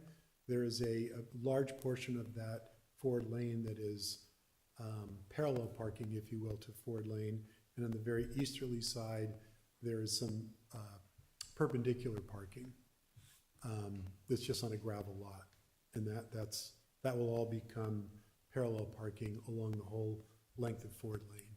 Okay. When I went back to visit the neighborhood, parking it seemed like there was already gonna be an issue, especially with the parking spaces now being reduced, so is there, did we look at all possible situations of how spaces could be arranged or additional spaces could fit, or if we did perpendicular parking there instead of parallel? Ryan, I'll note that there's currently 53 spots with the perpendicular. On the gravel. Ford. I did go out with the fire department, and we looked at perpendicular parking within that easement area. And it's already a problem out there in terms of width. So the answer is no. That's supposed to be parallel parking there. And actually, the parking that they have striped on the north side of Ford Lane is problematic for the fire department as well. So they want more width down that way. If they achieve the parallel parking within the easement area, they'll accomplish that. Also, the cars that are parking are actually trespassing onto this property. They used to have it fenced. The fence has come down. So that's not the normal situation, really. In that upper northeast corner of the parking lot, there's not gonna be any access there for residents to the park, or is there gonna be a way for residents of the new development to access the flag park? There is pedestrian access for both the cottages and the new village project to the flag park. So pedestrian access through, we're just careful to eliminate the driveway access and vehicle traffic on the Ford Lane. Okay. And then, kind of going back to the parking spot that is dedicated, the new spots that are gonna be dedicated to the villages, how will that be enforced? That'll be enforced through an easement. It'll be on a village property that's owned by the village, but the cottages will have an easement there to provide for that parking. So the cottages would enforce that themselves? Yeah, there'll be an easement and they'll be able to park there. I'm just wondering, like in practical terms, if people in the new development just kind of drove over there and parked and then took the pedestrian path in, how are they gonna know who is allowed to park there and who's not? Yeah, I think the same could happen the other way, right? Village people could come and park in here and walk over as well. I think that's kind of. That's a good question. How would that, I guess, how is parking gonna be enforced in general? Comes down to. I don't think we've thought about enforcing it. It's really something that I think we're looking at it as it's gonna be the cottages parking. They can assign it, they can enforce it, they can sign it, they can have tow rights if people aren't. So it'd be up to them to. I think it's gonna be up to them to enforce it. We're kind of making it dedicated to them. I mean, it's important to remember that that was nights and weekends parking. That was always the intention. And so and nights and weekends parking also, theoretically, if it stays nights and weekend parking, if someone from the village is parked there, they don't have to move. So it really would limit the cottage's ability to park there, right? So if you had an extra car, you left it there on night and weekend, that parking would not even be available. So what we're offering is 22 dedicated spaces for the really exclusive use of the cottages, 24/7.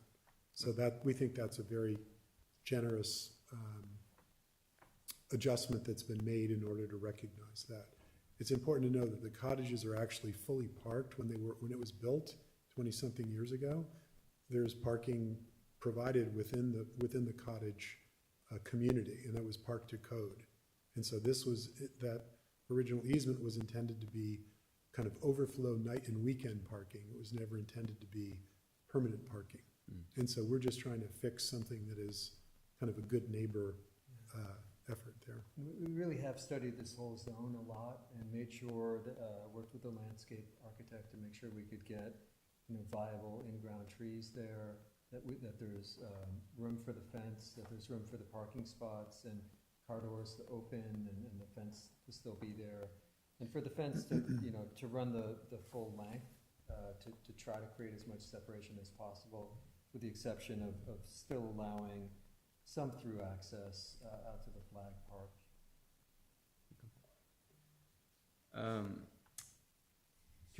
Kimberly brought up the trash enclosures on the north side there, and you. And actually, looking at the site plan again, it did jog my memory that part of that has to do too with where we're locating the carports, and in general, where we have carports, so the trash enclosures, that is the primary reason we end up with them there. Right now, we have the carports up against buildings D, E, and F. And the reason we didn't move the carports to the other side is we wanted to have full-size trees along that property line in the buffer. So that jogged my memory as the history of why we ended up where they are. But again, we can certainly explore moving them, but it may mean we shift carports around as well. Yeah, there's kind of aesthetically decided not to put the carports on that northern side. Yeah, we really wanted to get a good tree buffer there. And so, we've got, carports closer to our own buildings and trees on the other side. And the trash enclosures are easier to get to work with the trees than the carports, if that makes sense.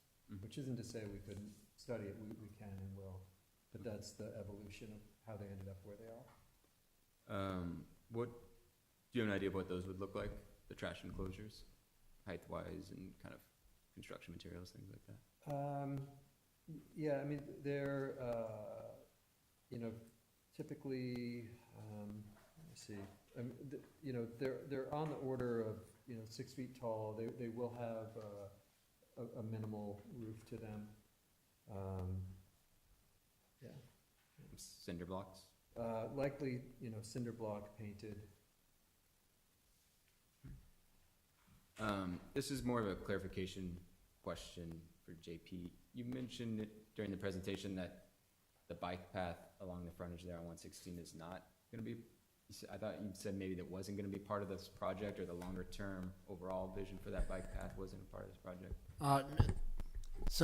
I said that when I was showing you an image of Alder Avenue in the left turn lane.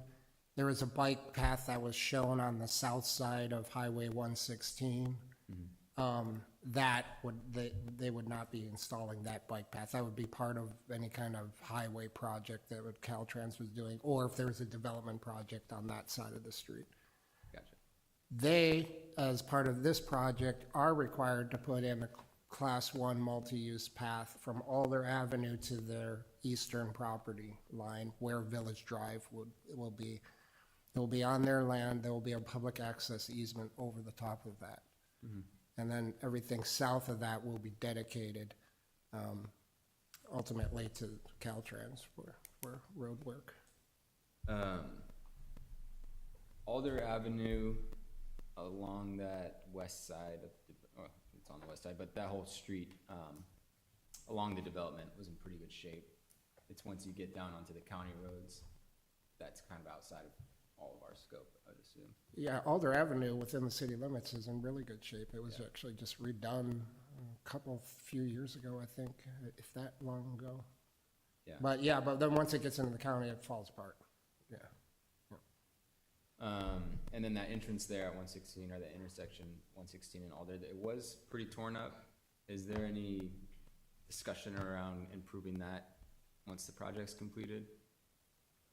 At 116 and Alder? Yeah, the intersection there was, Yeah. potholes and pretty Yeah, torn up right there. that'll get reworked. That would get reworked. All right.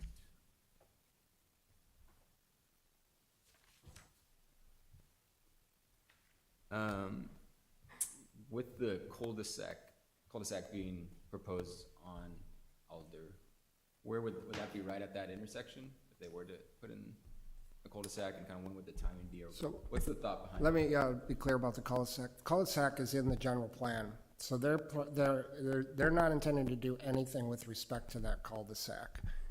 The only thing that they're obligated to do is to make sure that, offer an irrevocable offer of dedication, so that if in the future we do move forward with that cul-de-sacing, this project has already anticipated that and will have the ability to cul-de-sac it.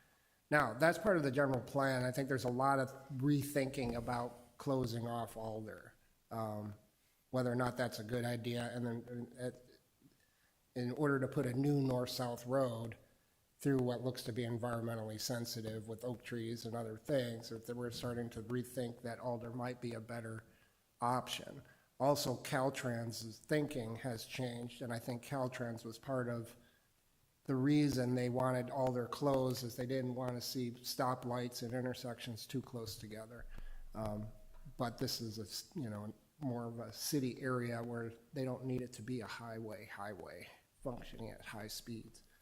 So, go ahead. I would just add, I think it's worth visiting kind of a discussion of the circulation element with the planning commission to just explain kind of what's currently on the books and what staff thinks might be some options moving forward.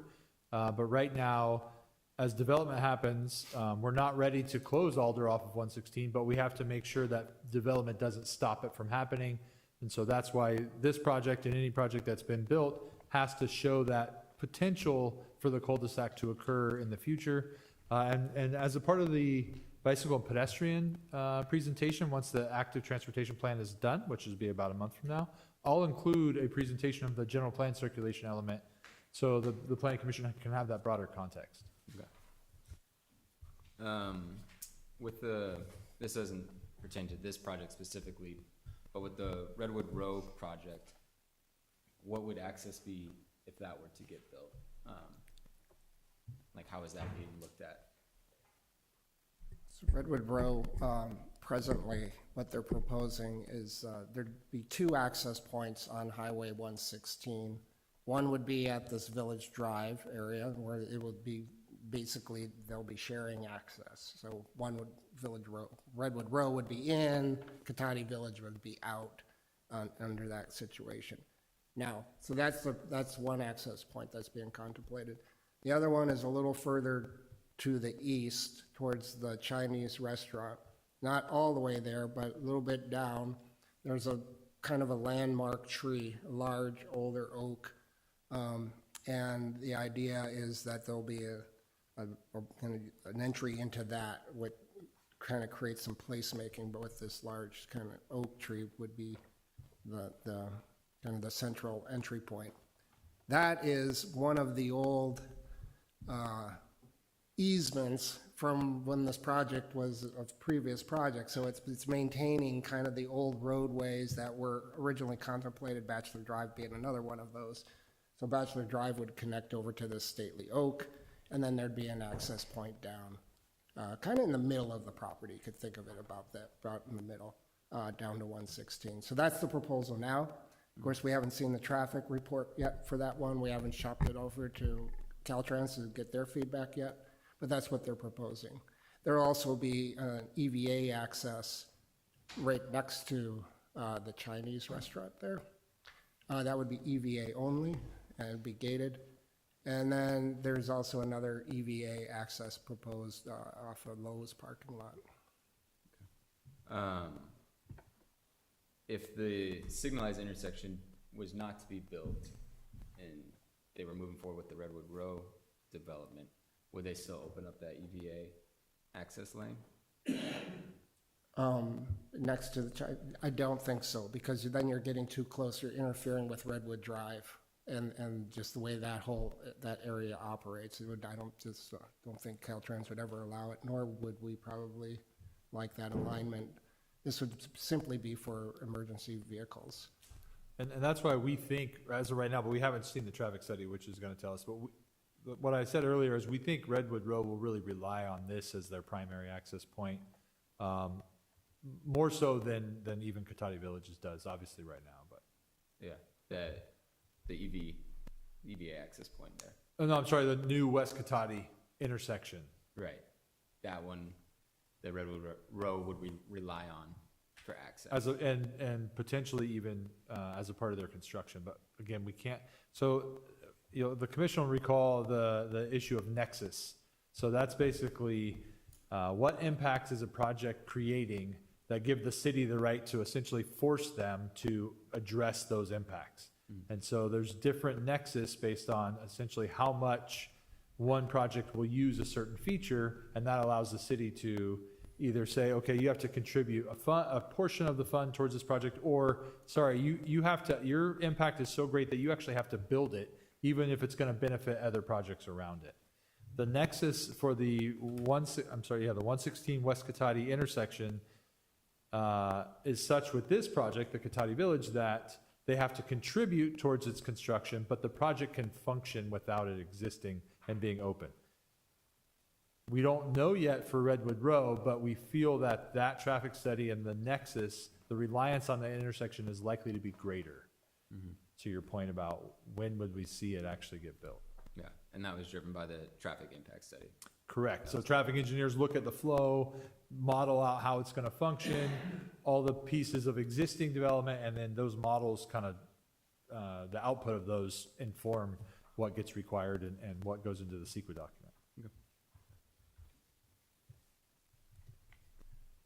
Commissioner Long, I also wanted to point out on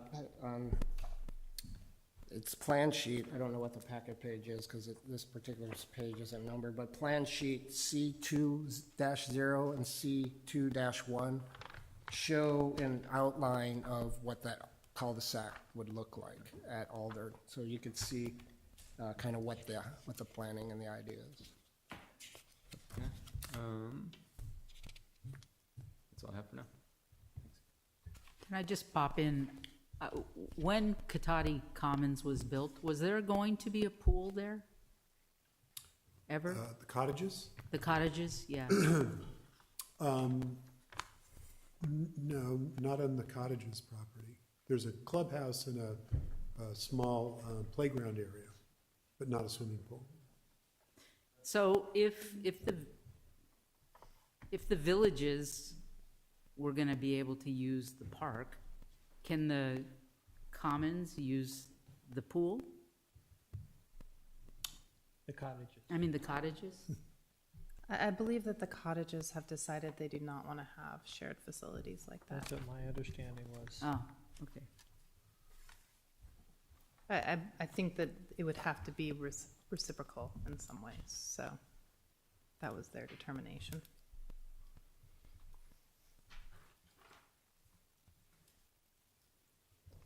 Anything else, Ryan? I have another question. Okay. When I was over at the cottages, one of the beautiful things about them was kind of the community that they've created. It was absolutely gorgeous. just kind of being there right after work and having these kids zipping around on their bikes and neighbors saying hello to each other. And I think that when y'all designed that, you did a really good job of kind of incorporating some of those WUNRF standards with traffic calming and allowing that. Are you planning on any kind of traffic calming elements for the village so they can experience that same sort of community outside? Well, I think they're a little bit different communities, but thank you for the, compliment. I think the Cottages is a wonderful community, and we're happy the way that that project turned out 25 years ago almost. I think the central design of the village is really to try to pull people into the play area, the common area, the swimming pool area. So it's really designed more to kind of pull people into that common space. In terms of traffic calming, I think it's 9 miles an hour or something. There's a very slow posted speed limit for that community. So it's supposed to be. There's speed limits, and then there's actual traffic calming abilities. I also come from, I have 2 small children who ride their bikes a lot. So the thought of, this great space for being able to run and kind of go around, it just speaks to me.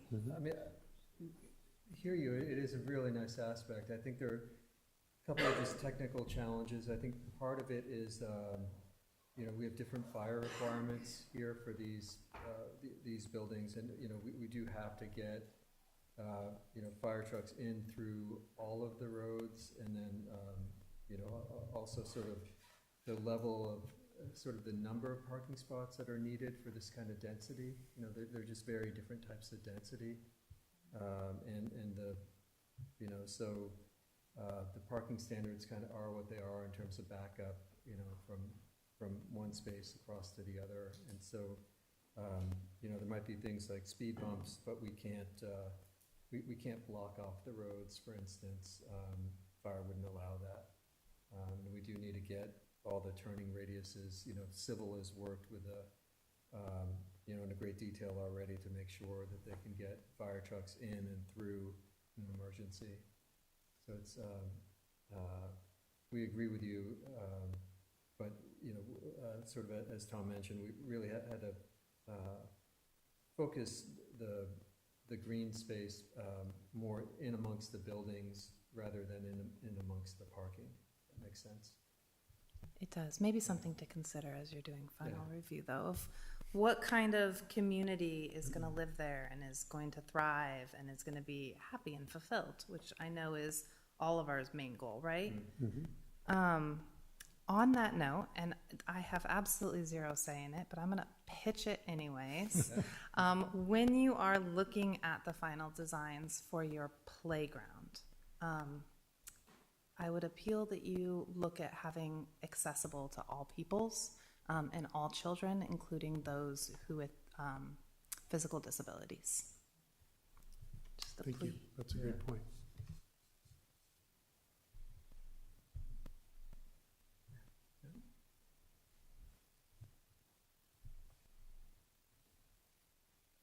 Okay, I'll go now. Back to the parking issue. Have you had any conversations with the residents of Cotati Village and looking at it, on this plan and actually being there? Is it possible to use some of that park area towards the back to do some additional parking back there for them? I'm not saying get rid of that whole spot, but that would provide some additional parking. Is there any conversation around that? We did look at that, and we opted out of that. I think that is kind of a dead end, and it's hard to get in and out of there. Yeah, I know there's like a pinch point, so I'm not really sure if it's wide enough there or not to be able to do anything like that. Fire trucks have to be able to get in there, and pretty soon you're paving the entire park, in order to convert it to parking, so. And then I know you touched on this a little bit in regards to the trash areas, and you said something about some covering on them? Is there going to be, because I've looked at other developments where some of them are completely wide open, some of them are fully roofed, you know, and experiencing the weather we just had, Yeah. I think that, you know, You know, that'll be something that, you know, we'll look at as part of final design review. We'll get much more, and we'll fully detail those completely.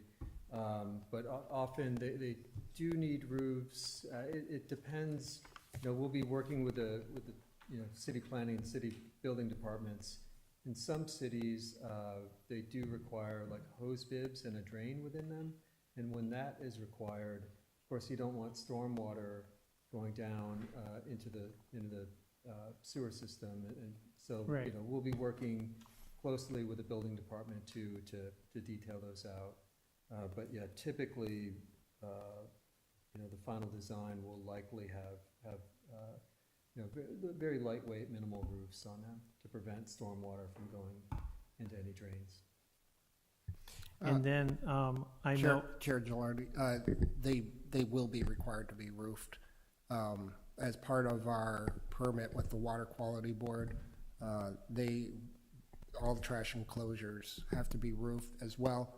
They drain to a sanitary sewer line, so they both be roofed, and then anything that gets caught goes to sanitary sewer.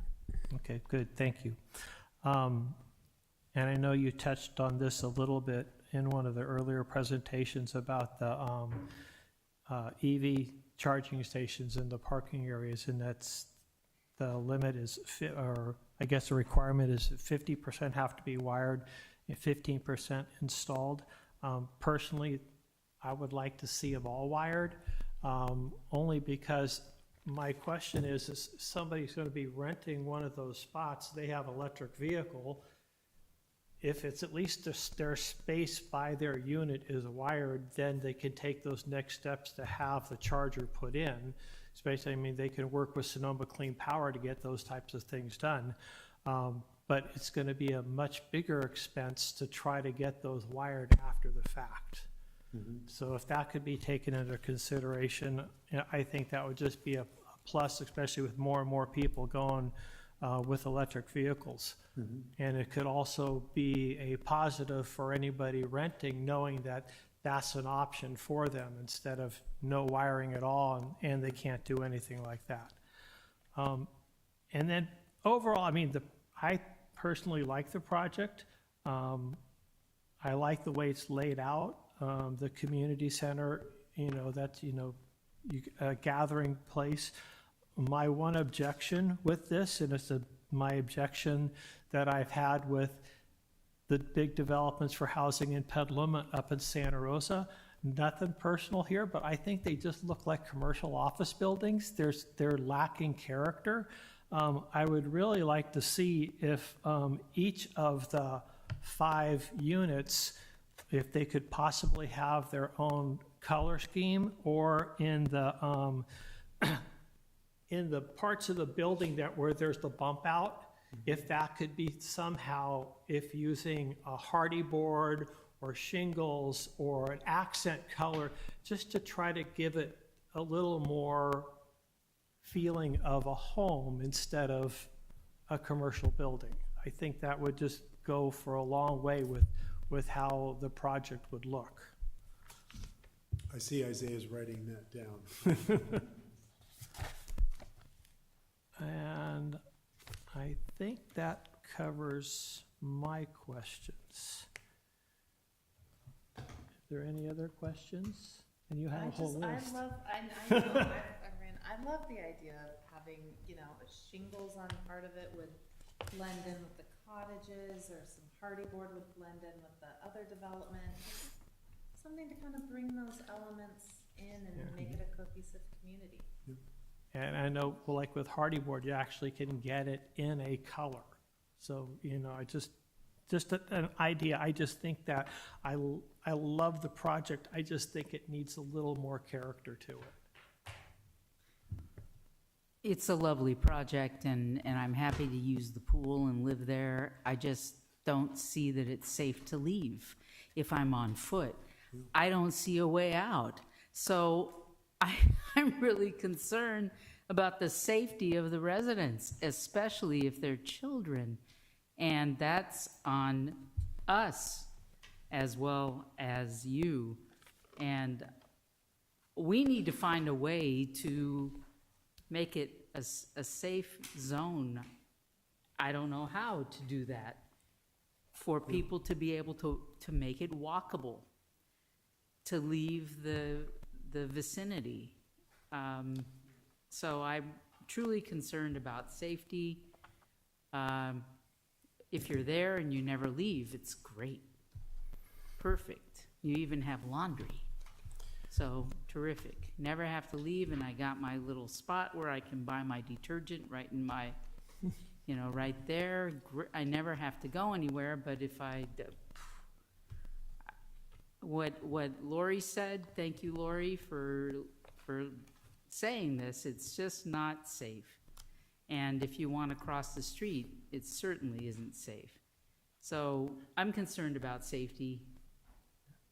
It's a huge project, the biggest one in Cotati that's going to be built. It's pretty massive, and I don't think we're prepared as a city to actually have this huge development, being concerned about the residents and their safety. So I sure would like to hear something from staff about how we're gonna make it safe for these folks who are gonna move in and pay a hefty fee too per month to move in. It's not gonna be cheap, not by a long shot.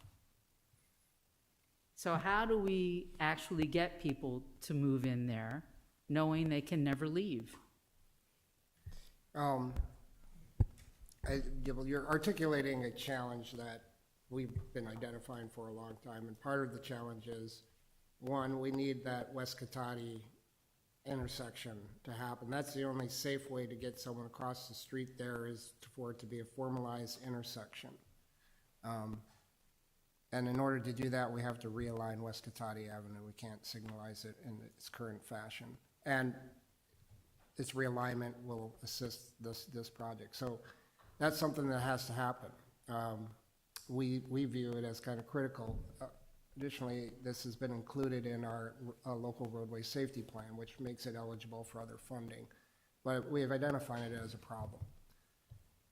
So that's why the city is committed, or at least at this point, to getting this design going, because we view it as critical to how West Cotati Avenue and 116 is going to have to function. The other part of that is the way it works largely in California is you rely on your developers to put in your frontage improvements. So if Redwood Road comes in and is built, that connection will be provided down to Redwood Drive. And I know, but that's, the city's not gonna, we can't ask the developer to go develop on someone else's property. And the city is not building that bike path right now either, because we don't have the funds for that. We're identifying the need for it in our bike and pedestrian master plan, but that's the best response I can give you. Unless Noah wants to add to that. The only thing I would add is, I think the city's demonstrated a commitment to addressing that issue through funding the design in this fiscal year, and looking forward to essentially every feasible funding source available to get those improvements constructed. JP, one of the, I think it was Howard that mentioned about commercial vehicles on Alder. Can we prohibit commercial vehicles on that to provide a little bit of safety there? Actually, Noah can elaborate on it, but that discussion's been happening at the city manager, department head level. At least on our parts, there's a process to doing that. We did just do that, not just, maybe about 8 years ago, but we stopped truck traffic from coming through downtown. So yeah, the city can designate truck routes and weight limits on streets. So that's, something that's being discussed. Yeah, so I was going to say, as I've been drafting kind of some conditions of approval that it sounds like the commission is interested in adding, should they choose to recommend the city council approve this project. And one of those would be exploring prohibiting commercial truck traffic on Alder Avenue to improve some of the safety issues and also the durability of that road. I just want to say, I like the monochromatic design of the arts and crafts. I think it looks a little more sleek and modern, but I know we all have different aesthetics, but I thought that was one attractive feature of the design. Thank you. Thank you. Anything else for us? Not at this moment. Okay, thank you. Do we have any additional comments from the public?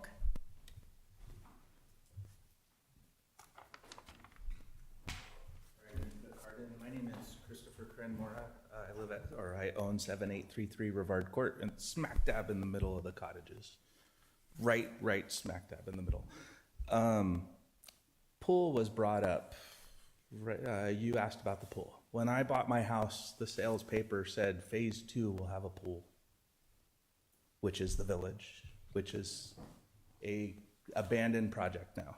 So Flag Park was supposed to be divided with a pool in it that the cottages would have, in our document, say the right to be part of. Same with our community room. They would have a right to access it. We'd figure out who pays for what later between the two homeowners associations. So the new development does not give us a pool. The new development took away a ton of parking. Okay, yeah, there's easements in place that says that Ford Lane needs to be divided up, but technically the north side shouldn't have parking on it. You heard that from city staff. So we're down to 22 parking spots. When they built the cottages, it was 1.25 parking spots per unit, or 2.25 parking spots per unit. 2 of the spots are your garage. If you have a truck that doesn't fit in your garage, it's not going in there. It's going out on Ford Lane or Alder Avenue. Or now we have to compete with Jane and the pizza place when they have an event for parking on our own street. So not Alder. Alder gets filled too, but now they're coming into Ford Lane and parking on our streets to have their pizza, smoke their pot, whatever's going on. So we're calling the police all the time, trying to get trespassing off. We've actually been working with the police department to you might see new signs on our property so that we can say no trespassing because we're getting riffraff coming through. The only way to get to Lowe's is to walk through the field, unless you want to walk down to Hellman and take a chance of falling in a ditch when somebody flies by you at 50, 60 miles an hour. So I had 3 dogs. We used to walk out there all the time, would never walk out after dark. We'd stay within the complex because it's just too dangerous out on Alder Avenue once you get past our sidewalk. So that's things to think about. Lots of traffic's already going down Alder, especially the big trucks. I've talked to the city a couple of times that would be a great addition to get all the deliveries to go down Hellman around the complex so that we don't have issues. But just so you know, I do have a book. They gave us this really nice binder of everything that put together in our unit. And one of them was life at the cottages. Another section was future at the cottages, which included the bungalows, single family dwelling homes that would be sold or an upgraded version of what we had that would be consistent with the entire project. And we'd be more than welcoming on that. Right now, we just think that there's gonna be way too many people, way too much traffic, way too much parking. We're already dealing 20 years of parking issues. Just having the easement brought up and questioned threw us into chaos on how are we gonna handle if it's all taken away. So things to think about. Thank you. Thank you. Can I ask staff, I know that when we were talking about dispensaries years back, that there was a situation with close to children. Is there an issue with having a dispensary so close to residential like this? No.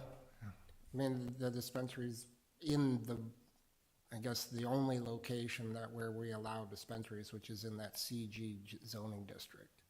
So, no, that's not an issue. There was an event on 420 last year that the city permitted And, and there were traffic impacts that did go out onto Ford Lane. So we learned a lesson from that one pretty hard as well. There were people parking on Highway 116.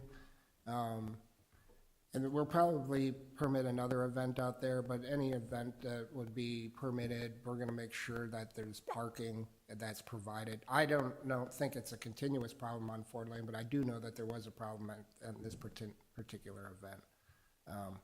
So anything going forward, we're gonna, they got plenty of land that they can park on for events, and we'll make sure that they utilize that area. And is there a possibility with folks using that parking lot for nights after the dispensary and pizza is closed? Can folks park there, I wonder? I mean, you would have to ask Tom that. I mean, it's a separate piece of property. I can't speak to that. Would the cottages be able to have a parking management plan similar to what they talked about for Cotati Station or Santero Way, or is that specific to that development? Well, the cottages are, they have an HOA and they're free to create a parking management plan at any time for themselves. The Cotati Station project, I would say, was pretty significantly different because a lot of the parking issues are on public streets. Ford Lane is a private street. The future Bachelor Lane will be a private street. All the parking internal to Cotati Village is private. So the only kind of public element of it is Alder Avenue and any parking that occurs on Alder.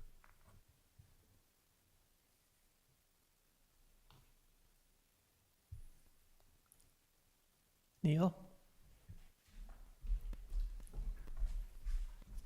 Yes, good evening, Council. Planning Commission. It's great to hear all the discussion, and one of the issues that is generally facing us is this in urbanization is where do we put the vehicles? And there's a recent book I've been reading, a 2023 book, Paving Paradise, How Parking Explains the World.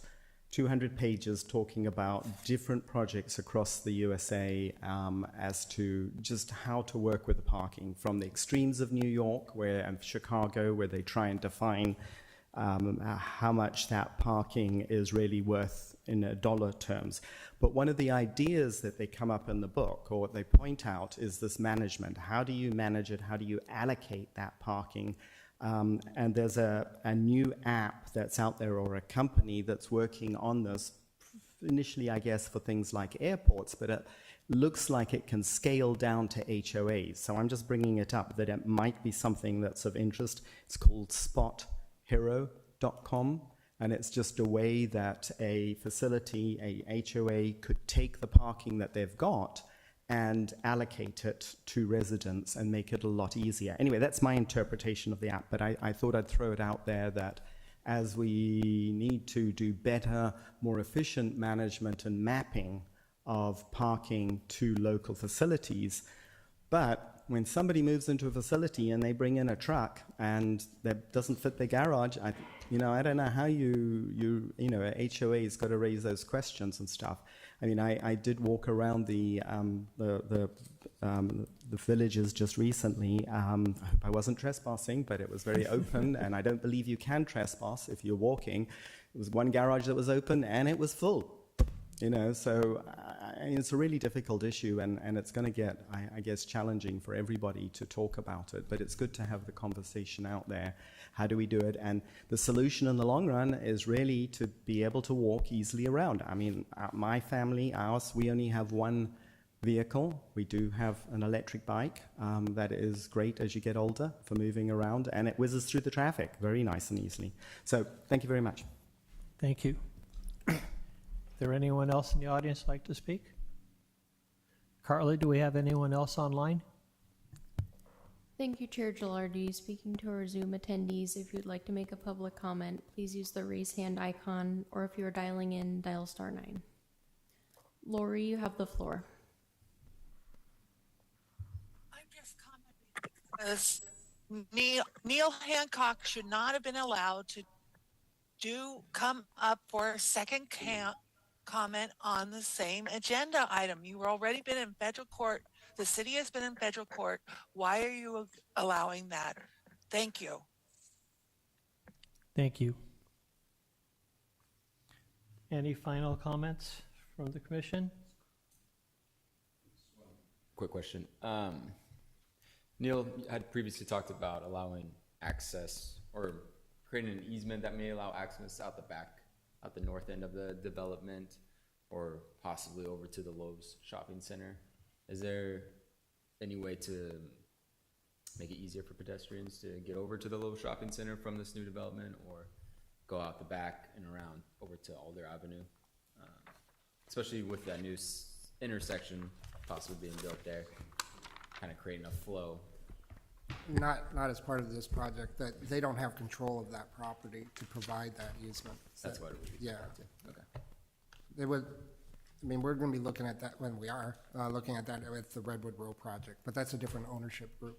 Okay. People, different set of owners and applicants. Thanks.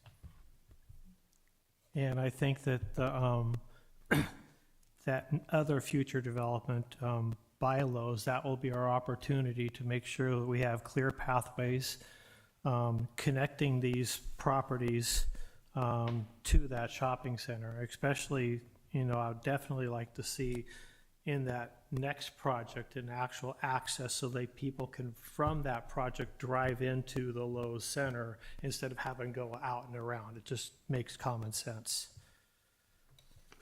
So. Have a really big shopping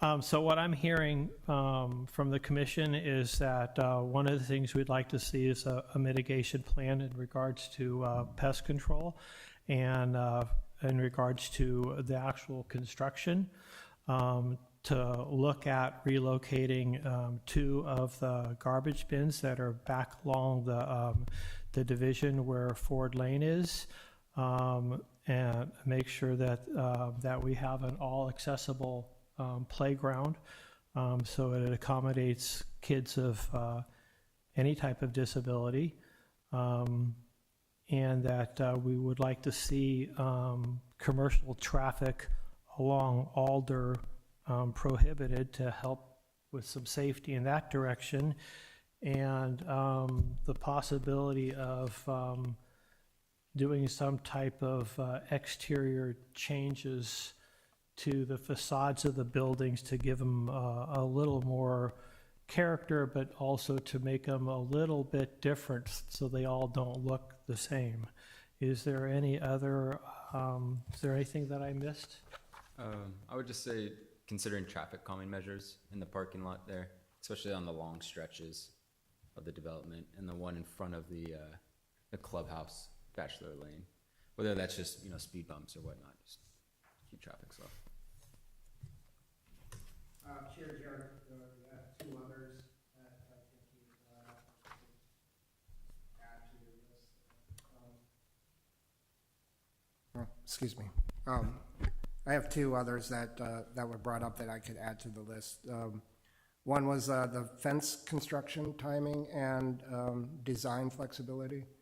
And also, the requirement is that it's at a minimum 7 feet. It could go up to 8 feet. It can be a taller fence. This would be the one separating the 2 projects. And then to just clarify and incorporate that north-south pedestrian access from 116 up to the flag park, that flag-shaped park. Has there been conversations with the residents about that fence height preference?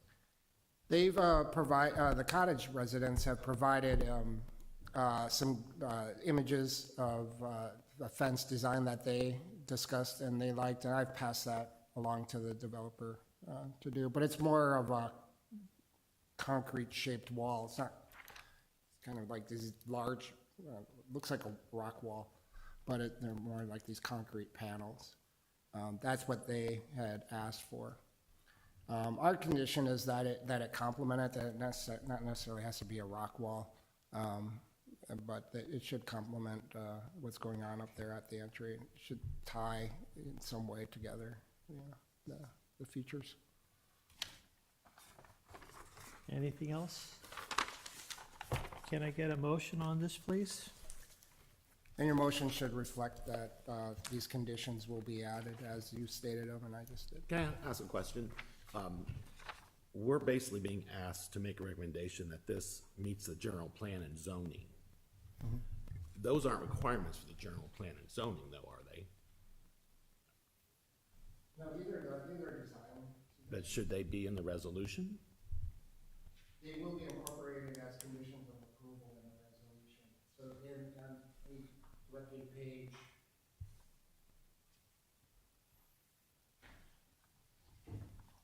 The resolution begins on page 245, and the conditions of approval begin on page. Excuse me. The conditions of approval begin on page 249. And I would just add, in addition to finding the project consistent with the general plan and zoning, you're also doing design review. So while the city's ability to influence the design is limited to the objective standards that was pointed out by the applicant's team, we do have the ability to push the project more into keeping with those objective standards. Okay, so does this add anything to the timeline, or does this then go to the city council to approve what we've approved, and they'd make any adjustments to what we submitted? Is that how that works? Correct. So it doesn't slow down, nothing has to get. Not at all. Okay. And there was one that I missed, if they can consider wiring all the parking for electric vehicles. They could still do the 15% actual chargers, but I think that in the long run, having them all wired would be a plus for the community. We can add that as a suggestion. We can't require that. I understand that. Okay.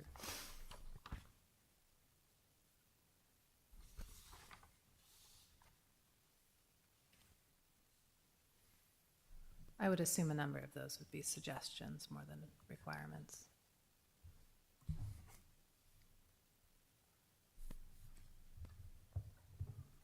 All right, can we entertain a motion, please?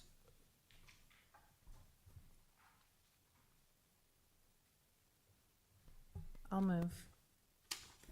Do I need to read the whole thing? Yes, okay. Yeah. Hold on, You can introduce and waive further reading of the text. So you have to read the first line or two of the resolution. Okay. I so move a resolution of the Planning Commission of the City of Cotati recommending that the City Council approve preliminary design review, not density bonus. We said no. Okay. Preliminary design review and a tree removal permit to allow construction of a mixed-use 177-unit parcel developed on a 7.83 acre property located at the northeast corner of Alder Avenue and State Route 116, and finding the project consistent with the Cotati General Plan and its environmental impact report, and exempt from further environmental review under CEQA Guidelines Section 15183. And include? To include the previously mentioned amendments. Thank you. May I have a second, please? Second. Carla, can we have roll call? Commissioner Long? Commissioner Berman?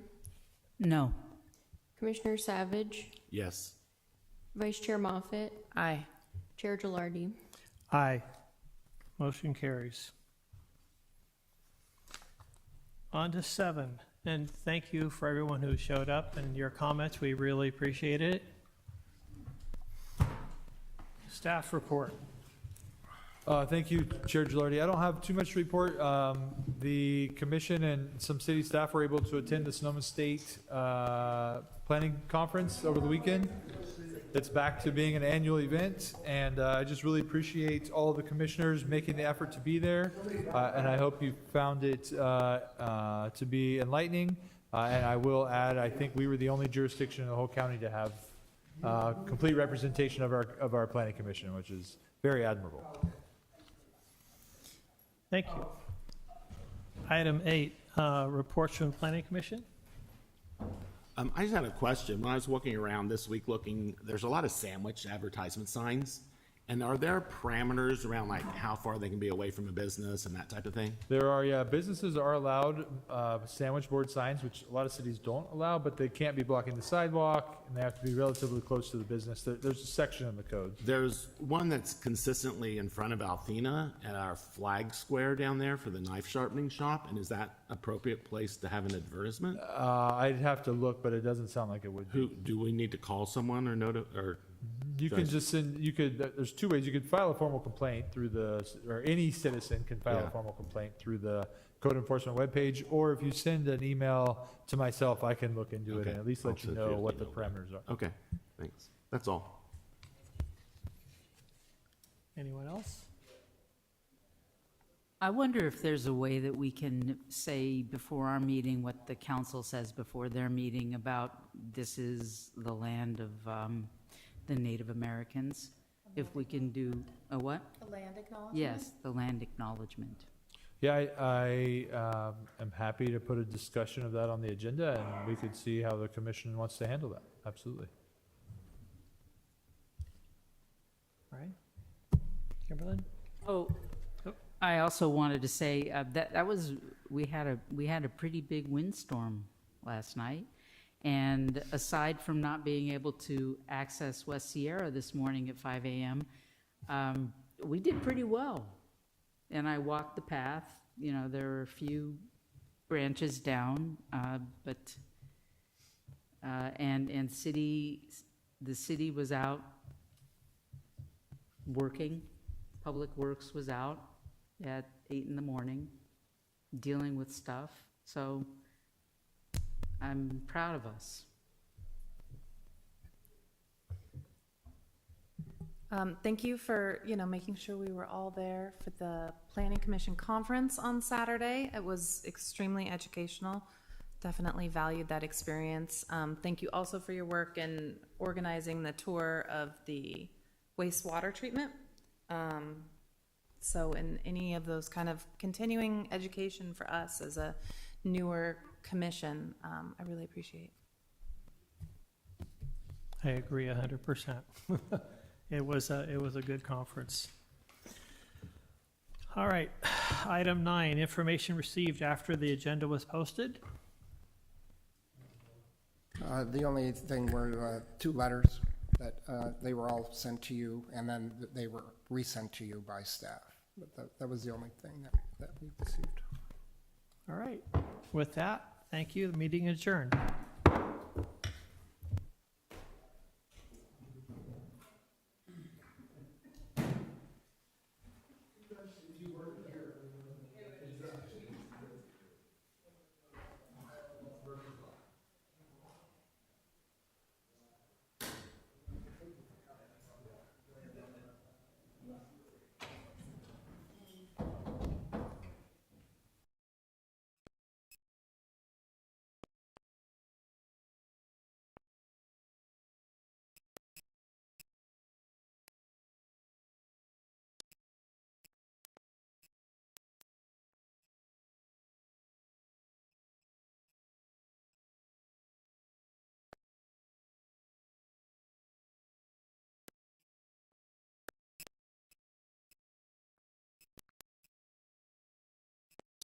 Video.